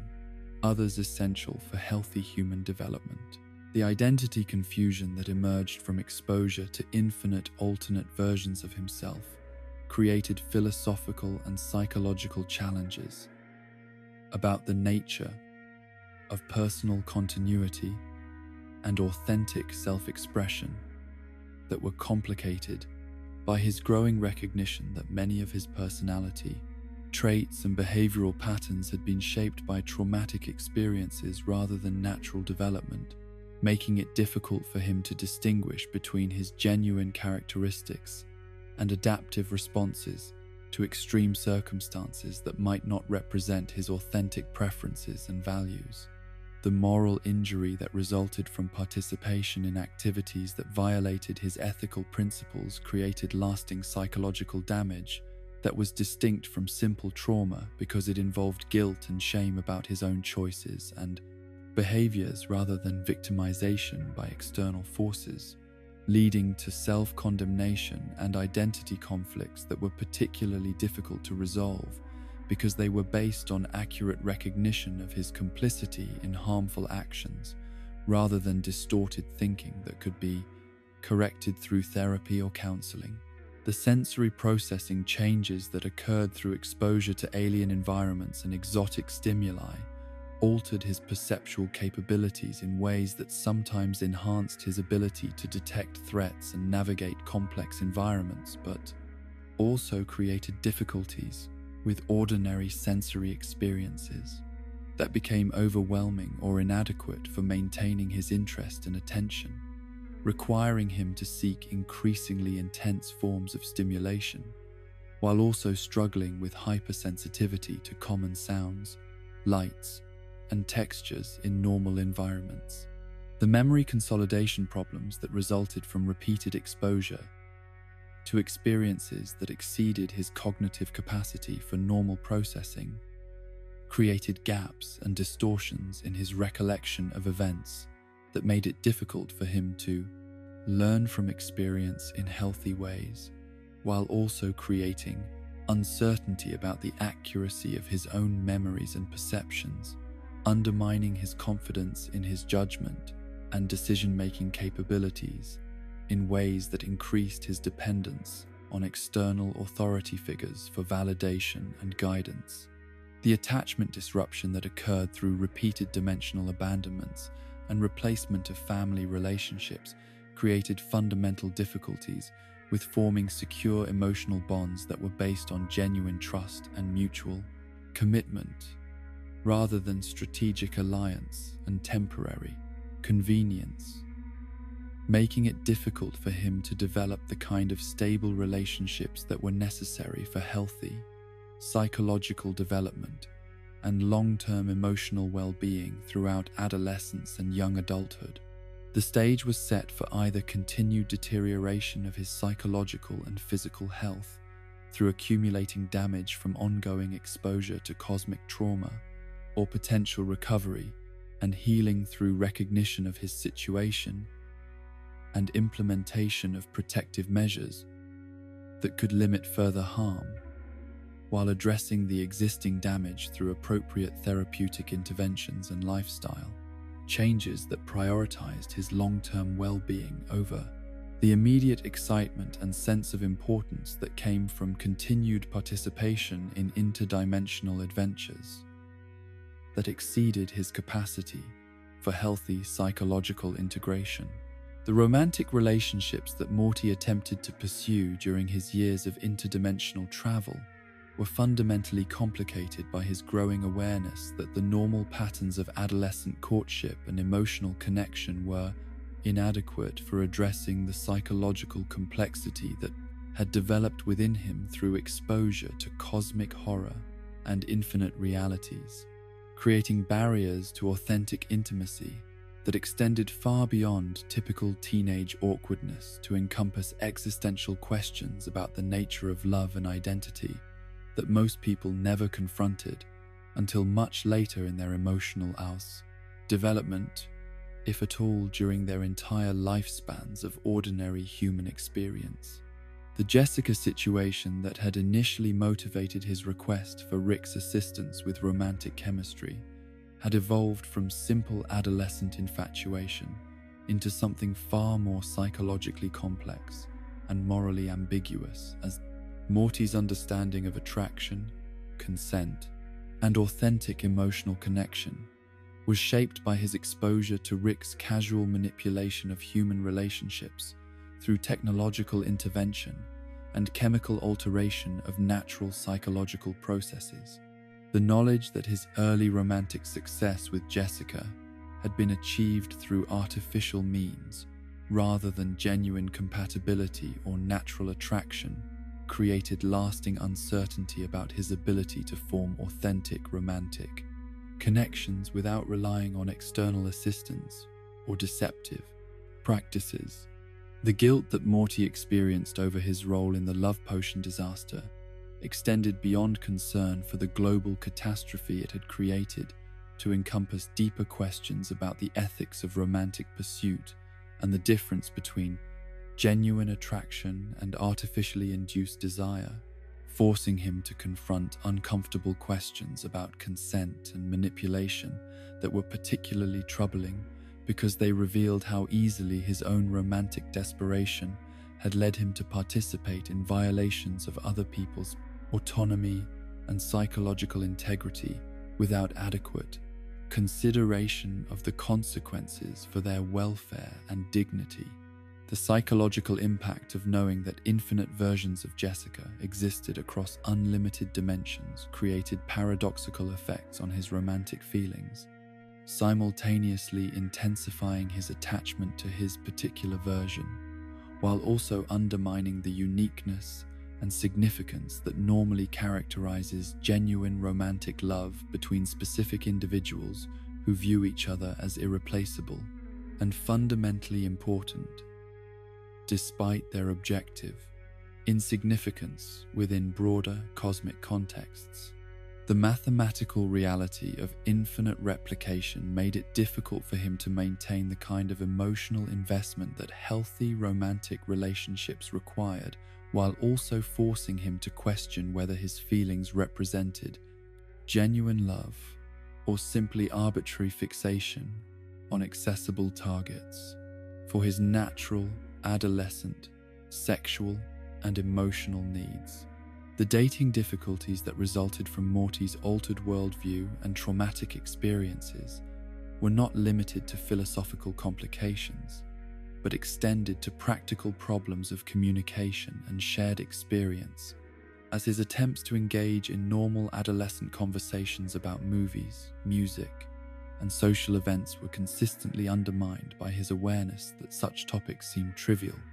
compared to the cosmic scope of problems and possibilities he had learned to navigate during his adventures with Rick. The cognitive dissonance between the interests and concerns that were appropriate for someone his age and the knowledge and experiences he had actually accumulated created barriers to connection that made him seem simultaneously too mature and too damaged for healthy peer relationships. The romantic fantasies that had once occupied much of Morty's mental energy were gradually replaced by more complex and disturbing thoughts about the nature of love and attraction in contexts where technological manipulation could alter fundamental aspects of personality and emotional response, making it difficult for him to trust his own feelings or those of potential romantic partners without questioning whether they represented authentic emotions or the lingering effects of interdimensional exposure and psychological manipulation that might be influencing their behavior in ways that neither party could recognize or control. The physical intimacy that Morty experienced during his limited romantic encounters was complicated by his growing awareness of his own body's exposure to alien pathogens and exotic forms of radiation that created potential health risks for sexual partners who had not been similarly exposed, while his hypervigilance and trauma responses made it difficult for him to relax and enjoy physical affection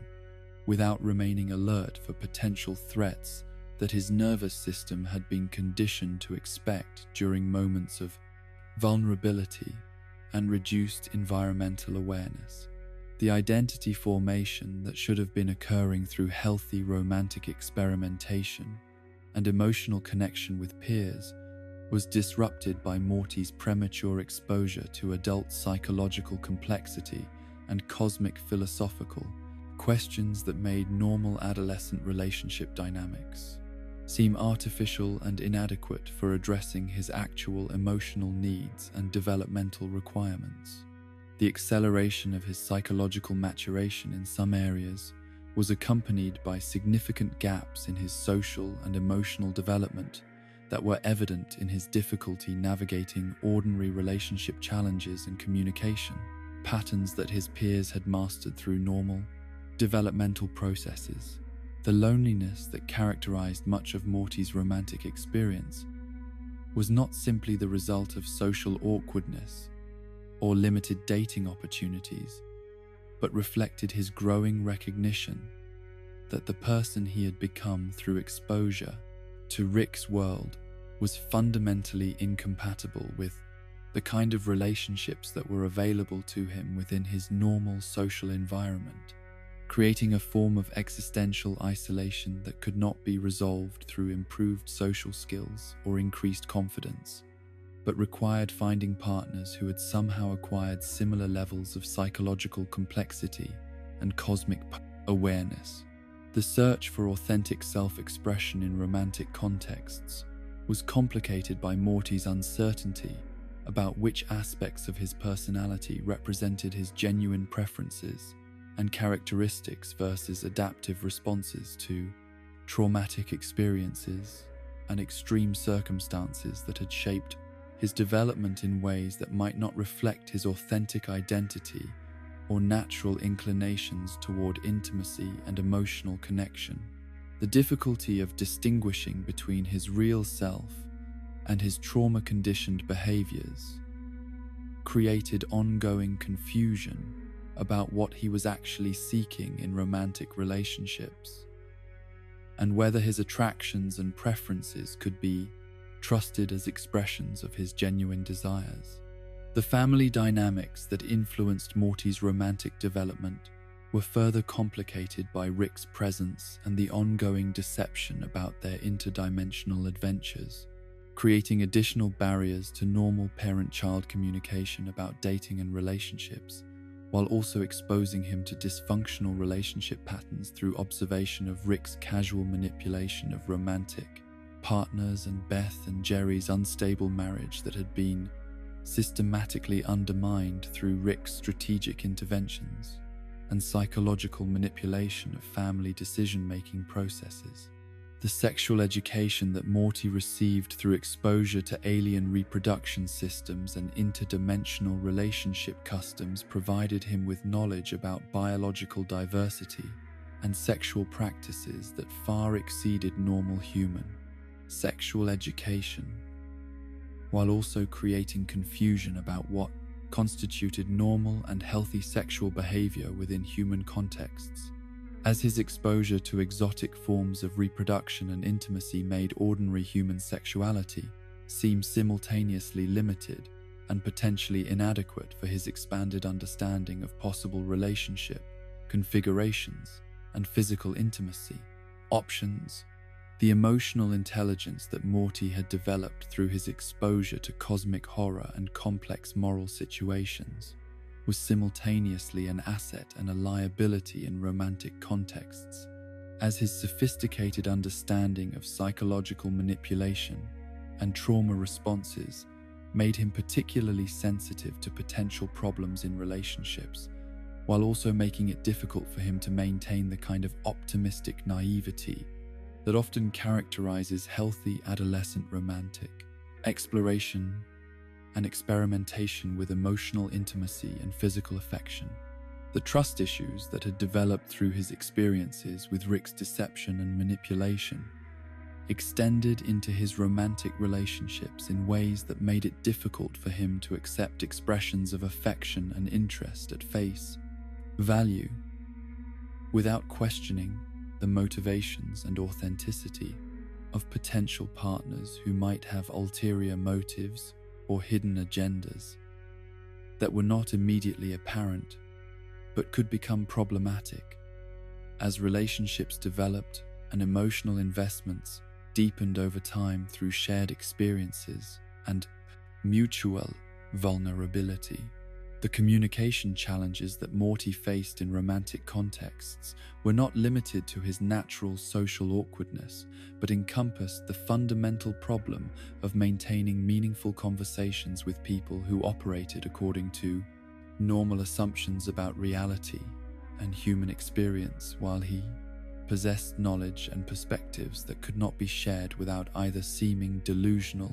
or revealing information that might be dangerous or overwhelming for people who lacked adequate psychological preparation for cosmic truth and interdimensional complexity. The relationship models that were available to Morty through observation of adults in his environment were predominantly dysfunctional or artificial, in ways that provided limited guidance for developing healthy romantic connections.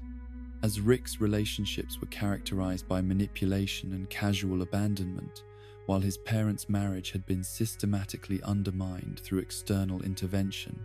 rather than developing naturally according to their genuine compatibility and mutual commitment to each other's welfare and happiness over extended periods of shared experience and growth. The future orientation that normally motivates adolescent romantic experimentation and relationship formation was disrupted by Morty's awareness of infinite possibilities and the arbitrary nature of individual choices within cosmic contexts where every possible outcome was occurring simultaneously across unlimited dimensions, making it difficult for him to maintain motivation for long-term relationship building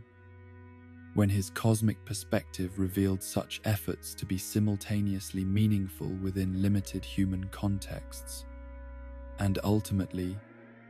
insignificant within broader multiversal frameworks that reduced all individual experiences to statistical variations within infinite possibility space. The stage was set for continued challenges in romantic development as Morty struggled to balance his natural human needs for love and connection against the psychological barriers created by his exposure to cosmic horror and infinite realities, requiring him to develop new approaches to intimacy and relationship formation that could account for his unique circumstances while still providing the emotional satisfaction and personal growth that healthy romantic relationships offered to people who had not been subjected to the particular combination of trauma and cosmic awareness that characterized his unusual adolescent development within Rick's sphere of influence. The transformation of Morty's relationship with Rick from terrified compliance to genuine resistance began not through dramatic confrontation or sudden revelation of moral courage, but through a gradual accumulation of experiences that forced him to recognize the difference between accepting guidance from someone with superior knowledge and enabling destructive behavior that caused unnecessary suffering to innocent people who deserved protection rather than exploitation for the convenience of beings with advanced technological capabilities and cosmic perspectives that justified casual disregard for individual welfare and dignity. The first moments when Morty questioned Rick's authority were tentative expressions of discomfort rather than direct challenges to his grandfather's decision-making processes. But these small acts of moral resistance created psychological precedents that would eventually develop into more substantial forms of opposition, as Morty's confidence in his own ethical judgment grew through repeated experiences of being proven correct about the long-term consequences of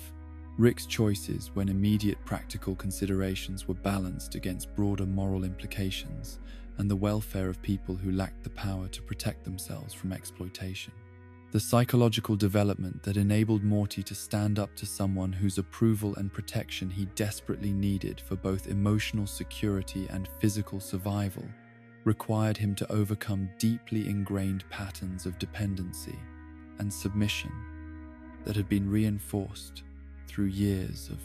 systematic manipulation and strategic deployment of intermittent rewards that created addiction-like psychological bonds stronger than simple fear or admiration alone could have produced.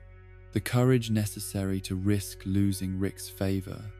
and potentially his protection was not reckless bravery,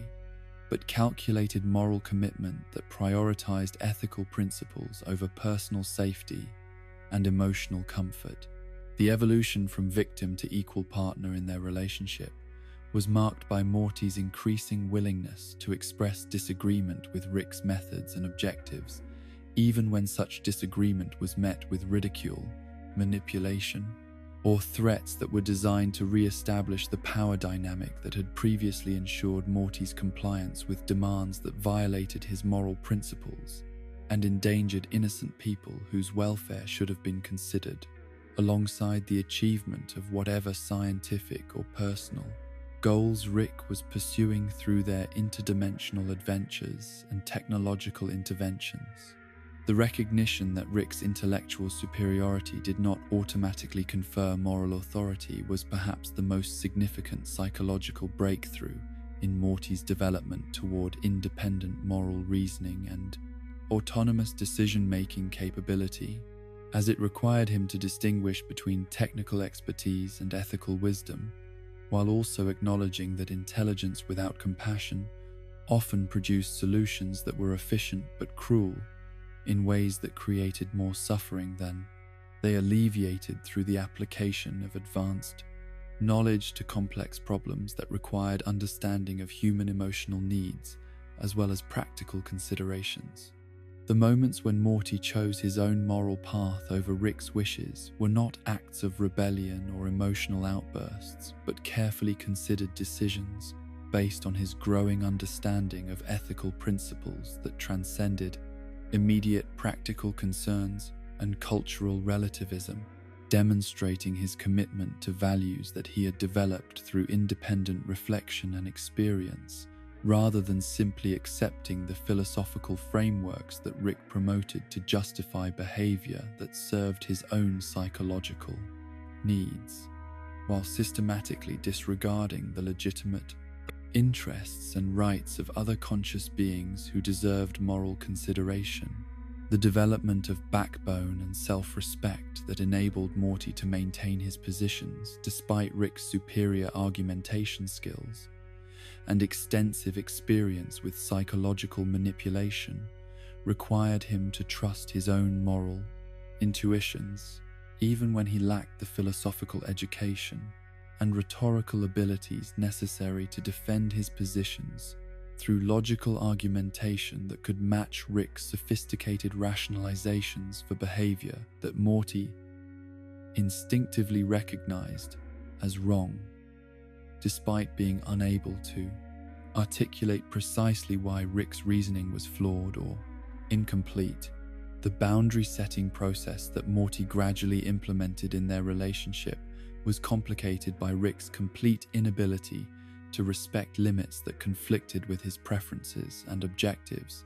forcing Morty to develop increasingly sophisticated strategies for protecting his own psychological welfare and maintaining his moral principles, without completely severing the connection that provided him with meaning, adventure, and access to cosmic experiences that were genuinely educational and transformative, despite their association with Rick's destructive and manipulative behavioral patterns. The role of humanizing influence that Morty served in Rick's psychological development was not something he consciously chose, but rather emerged naturally from his persistent demonstration of empathy and moral consistency that gradually created pressure for Rick to acknowledge the humanity of people he preferred to treat as obstacles, resources, or sources of entertainment, rather than conscious beings deserving of basic dignity and consideration for their autonomous choices and legitimate interests in their own welfare and the welfare of people they cared about. The patience required to maintain loving relationships with someone who actively resisted emotional connection while simultaneously exploiting the very love that motivated attempts to help him develop healthier patterns of behavior and more ethical approaches to problem-solving demanded forms of emotional maturity and psychological resilience that exceeded what should reasonably be expected from someone Morty's age, who was also dealing with his own trauma and developmental challenges resulting from exposure to cosmic horror and interdimensional violence. The strategic aspects of Morty's resistance to Rick's authority were evident in his increasing sophistication in choosing battles and timing confrontations to maximize their impact while minimizing the risk of complete relationship breakdown that would eliminate his ability to serve as moral influence and protective presence for family members who were vulnerable to Rick's manipulation and casual disregard for their emotional needs and long-term psychological welfare in pursuit of his own comfort and convenience. The moral leadership that Morty began to provide during their adventures was not based on superior knowledge or greater experience, but on his consistent demonstration of principles that prioritized the welfare of innocent people over efficiency and convenience, creating alternative approaches to problem solving that accounted for the human costs of their actions while still achieving necessary objectives through methods that preserved his ability to maintain self-respect and psychological integrity. Despite participation in morally complex situations, the recognition that Rick's resistance to emotional vulnerability was itself a form of suffering that deserved compassion rather than judgment, enabled Morty to maintain empathy for his grandfather while also refusing to enable destructive behavior, creating a delicate balance between love and accountability that required constant adjustment as their relationship evolved through continued shared experiences that tested both Morty's moral principles and Rick's capacity for psychological growth and emotional development. The influence that Morty's moral consistency had on Rick's behavior was subtle but increasingly apparent in Rick's growing tendency to consider potential consequences and alternative approaches to problems before immediately defaulting to solutions that prioritize technical efficiency over human welfare, suggesting that persistent exposure to genuine ethical reasoning was gradually penetrating Rick's psychological defenses and forcing him to confront questions about his own motivations and values that he had successfully avoided through decades of nihilistic rationalization. The internal conflicts that Morty experienced between his love for Rick and his recognition of Rick's moral failures created ongoing psychological tension that required him to develop sophisticated understanding of the difference between accepting people as they are and enabling behavior that caused unnecessary harm to others, learning to maintain emotional connections while also maintaining ethical boundaries that protected both his own integrity and the welfare of people who might be affected by his choices about how to respond to Rick's destructive tendencies. The educational value of Morty's resistance extended beyond their immediate relationship to influence Rick's interactions with other family members and even strangers who might benefit from the slightly increased consideration and reduced casual cruelty that resulted from Rick's gradual recognition that his behavior was being evaluated according to moral standards that he could not simply dismiss through intellectual argument or psychological manipulation, but which required genuine engagement with questions about the kind of person he wanted to be. The courage required to challenge someone with Rick's capabilities while maintaining genuine affection and concern for his welfare represented a form of moral heroism that was particularly impressive because it was sustained over extended periods despite consistent resistance and occasional retaliation from someone whose approval and acceptance Morty valued highly, but not more than his own ethical principles and commitment to protecting innocent people from unnecessary suffering and exploitation. The long-term impact of Morty's consistent moral witness was evident in the gradual changes in Rick's decision-making processes and his increasing willingness to consider alternatives to violence and manipulation when addressing problems that could potentially be solved through approaches that required more effort and creativity, but produced less collateral damage and psychological harm to people whose only crime was existing in proximity to Rick's objectives and personal interests. The recognition that love without accountability was not genuine care, but rather emotional, enabling that ultimately served the interests of people who benefited from avoiding consequences for their harmful behavior, enabled Morty to maintain his commitment to Rick's well-being, while also refusing to participate in systems that perpetuated suffering and exploitation, creating a form of tough love that was motivated by genuine concern rather than judgment or desire for control over Rick's choices and behavioral patterns. The stage was set for continued evolution of their relationship, as Morty's moral influence gradually created space for Rick to develop healthier approaches to emotional connection and ethical reasoning, while also testing Morty's ability to maintain his principles and psychological boundaries. Despite the ongoing challenges of loving someone whose psychological development had been severely damaged by trauma and power, in ways that made healthy relationship dynamics extremely difficult to achieve and sustain over extended periods of shared experience and mutual influence. The influence that Morty Smith exerted on the lives of people around him was not the dramatic heroism of grand gestures or world-saving interventions, but rather the quiet transformation that occurred through his consistent demonstration of compassion, moral courage, and genuine concern for the welfare of conscious beings who found themselves caught in circumstances beyond their control or understanding. His impact on family members, alien civilizations, and even cosmic entities was achieved not through superior power or advanced technology, but through the simple yet profound act of treating others with dignity and respect, regardless of their species, dimensional origin, or apparent significance within the broader context of infinite realities and unlimited possibilities.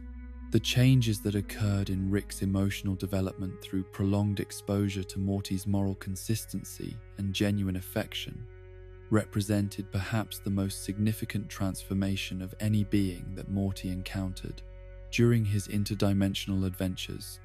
as Rick's gradual movement away from complete nihilism toward grudging acknowledgement of meaning and value in individual relationships demonstrated that even the most damaged and psychologically defended people could be influenced by persistent demonstration of unconditional love combined with firm moral boundaries that refuse to enable destructive behavior while maintaining hope for positive change and personal growth. The psychological healing that Rick experienced through his relationship with Morty was not dramatic recovery or sudden personality transformation, but rather incremental progress toward greater emotional availability and reduced casual cruelty that occurred so gradually that Rick himself was largely unaware of the changes until they were pointed out by other observers who noticed his increased consideration for consequences and his growing reluctance to cause unnecessary suffering when alternative approaches to problem solving were available and practical within the constraints of their particular circumstances and objectives. The ripple effects of Morty's influence extended far beyond his immediate family to encompass the countless beings across infinite dimensions who benefited from Rick's slightly increased moral sensitivity and reduced tendency towards systematic violence and exploitation as solutions to problems that could potentially be addressed through methods that required greater creativity and effort but produced less collateral damage and long-term psychological trauma for people whose only involvement in their adventures was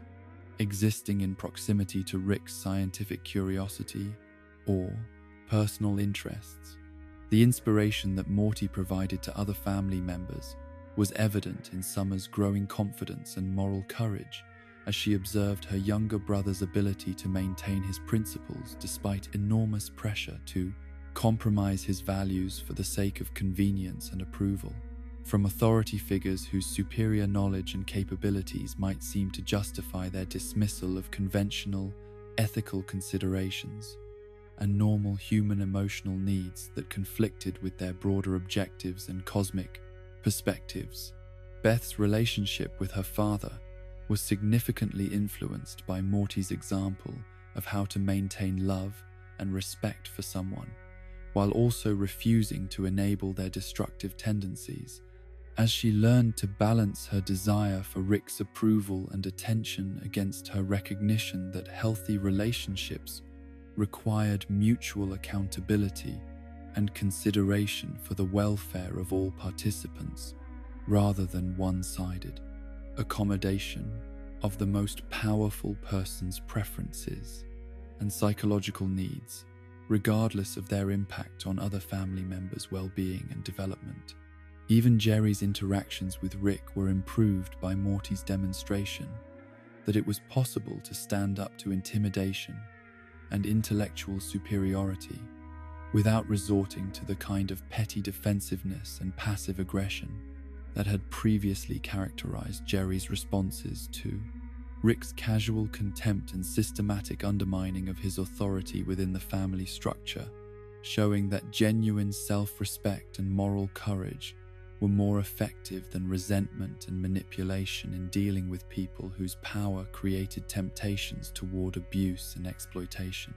The alien civilizations that encountered Morty during his travels with Rick were often profoundly affected by his demonstration that beings from technologically advanced species could possess genuine concern for the welfare of less capable creatures, rather than viewing them solely as resources to be exploited or obstacles to be eliminated in pursuit of their own objectives, creating positive impressions of interdimensional travelers that contrasted sharply with the fear and hostility that Rick's methods typically generated among people who were subjected to his casual disregard for their autonomy and dignity. The diplomatic successes that Morty achieved through his approach of treating potential enemies as individuals deserving of respect and consideration often prevented conflicts that might otherwise have escalated into violence and mutual destruction, demonstrating the practical value of empathy and moral reasoning in situations where technological superiority alone was insufficient for achieving sustainable solutions to complex problems that involved multiple parties with competing interests and legitimate concerns about their security and welfare. The hope that Morty brought to hopeless situations was not based on naive optimism or denial of harsh realities, but rather on his demonstrated ability to find creative alternatives to apparently inevitable tragedies through persistent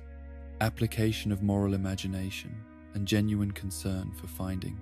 solutions that honored the legitimate interests of everyone involved in complex conflicts where compromise and creativity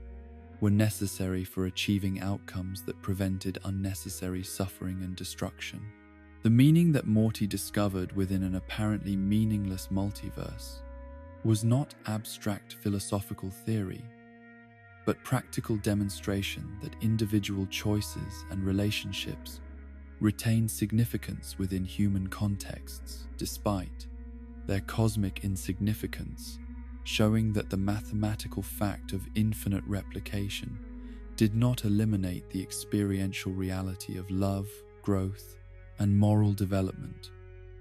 that provided purpose and direction for conscious beings who chose to invest emotional energy in relationships and values that transcended immediate self-interest and practical calculation. The moral example that Morty provided for other young people who might encounter his story was particularly significant because his heroism was accessible rather than superhuman, demonstrating that ordinary individuals facing extraordinary circumstances possess the capacity to maintain their humanity and make positive differences in the lives of others through consistent application of basic ethical principles and genuine concern for the welfare of people who were vulnerable to exploitation and abuse by those with superior power and knowledge. The psychological resilience that Morty developed through his experiences with cosmic horror and moral complexity created a form of strength that was particularly valuable because it was earned through genuine struggle and growth, rather than natural talent or fortunate circumstances, showing that individuals could survive and even thrive despite exposure to experiences that exceeded normal human capacity for processing and integration, when they maintained connection to values and relationships that provided anchoring in meaning and purpose. The bridge that Morty represented between normal humanity and cosmic godhood was essential for preventing the complete alienation and moral corruption that typically resulted from exposure to unlimited power and infinite possibilities, as his presence in Rick's life provided constant reminders of the value and dignity of individual consciousness, despite its apparent insignificance within broader cosmic contexts that reduced all human experience to statistical variations within unlimited probability distributions. The transformation of cynicism into hope that occurred in people who observed Morty's consistent moral courage and genuine compassion demonstrated the contagious nature of authentic goodness and the way that individual choices to maintain ethical principles, despite enormous pressure, could inspire others to reconsider their own assumptions about the possibility of meaningful moral action within contexts that seem to render all individual efforts futile and insignificant.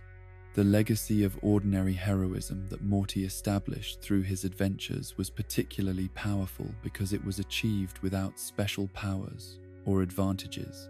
beyond his natural human capacity for empathy and moral reasoning, proving that extraordinary positive impact could result from consistent application of common virtues like honesty, compassion,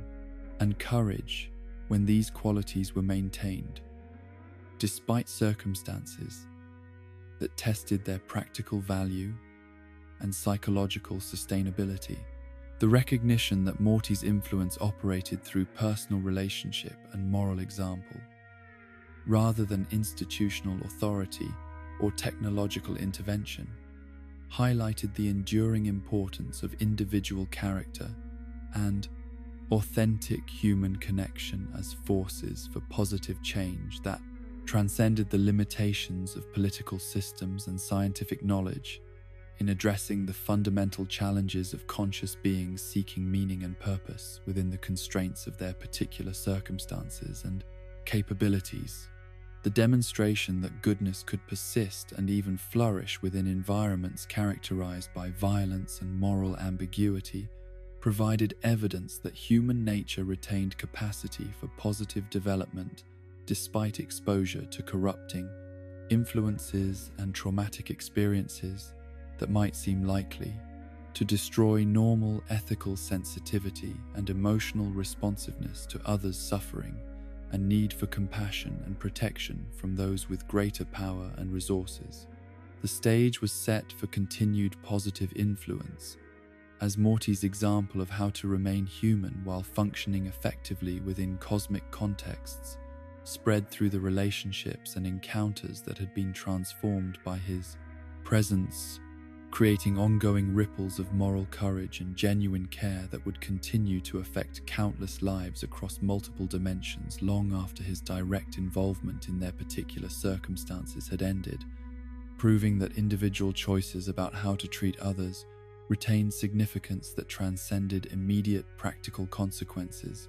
and extended into futures that could not be predicted or controlled, but could be influenced through consistent demonstration of values that honored the dignity and potential of all conscious beings. And so we conclude our journey through the remarkable life of Morty Smith, a boy who proves that heroism isn't about power or intelligence, but about choosing kindness when cruelty would be easier, hope when despair seems logical, and love when indifference would be safer. In a multiverse where everything is possible, Morty's greatest strength lies not in adapting to cosmic horror, but in refusing to let it corrupt his fundamental humanity. As you drift towards sleep, remember that Morty's story reminds us that ordinary people facing extraordinary circumstances have the power to choose who they become. His anxiety, his mistakes, his small acts of courage, these make him more heroic than any interdimensional weapon or scientific breakthrough. In infinite realities filled with infinite Ricks, there are also infinite Mortys, choosing compassion over convenience, proving that the universe's greatest miracle isn't portal technology or cosmic power, but the simple decision to remain good when goodness seems impossible. Rest peacefully, knowing that like Morty, your ordinary humanity contains extraordinary potential for positive impact, even in the most overwhelming circumstances.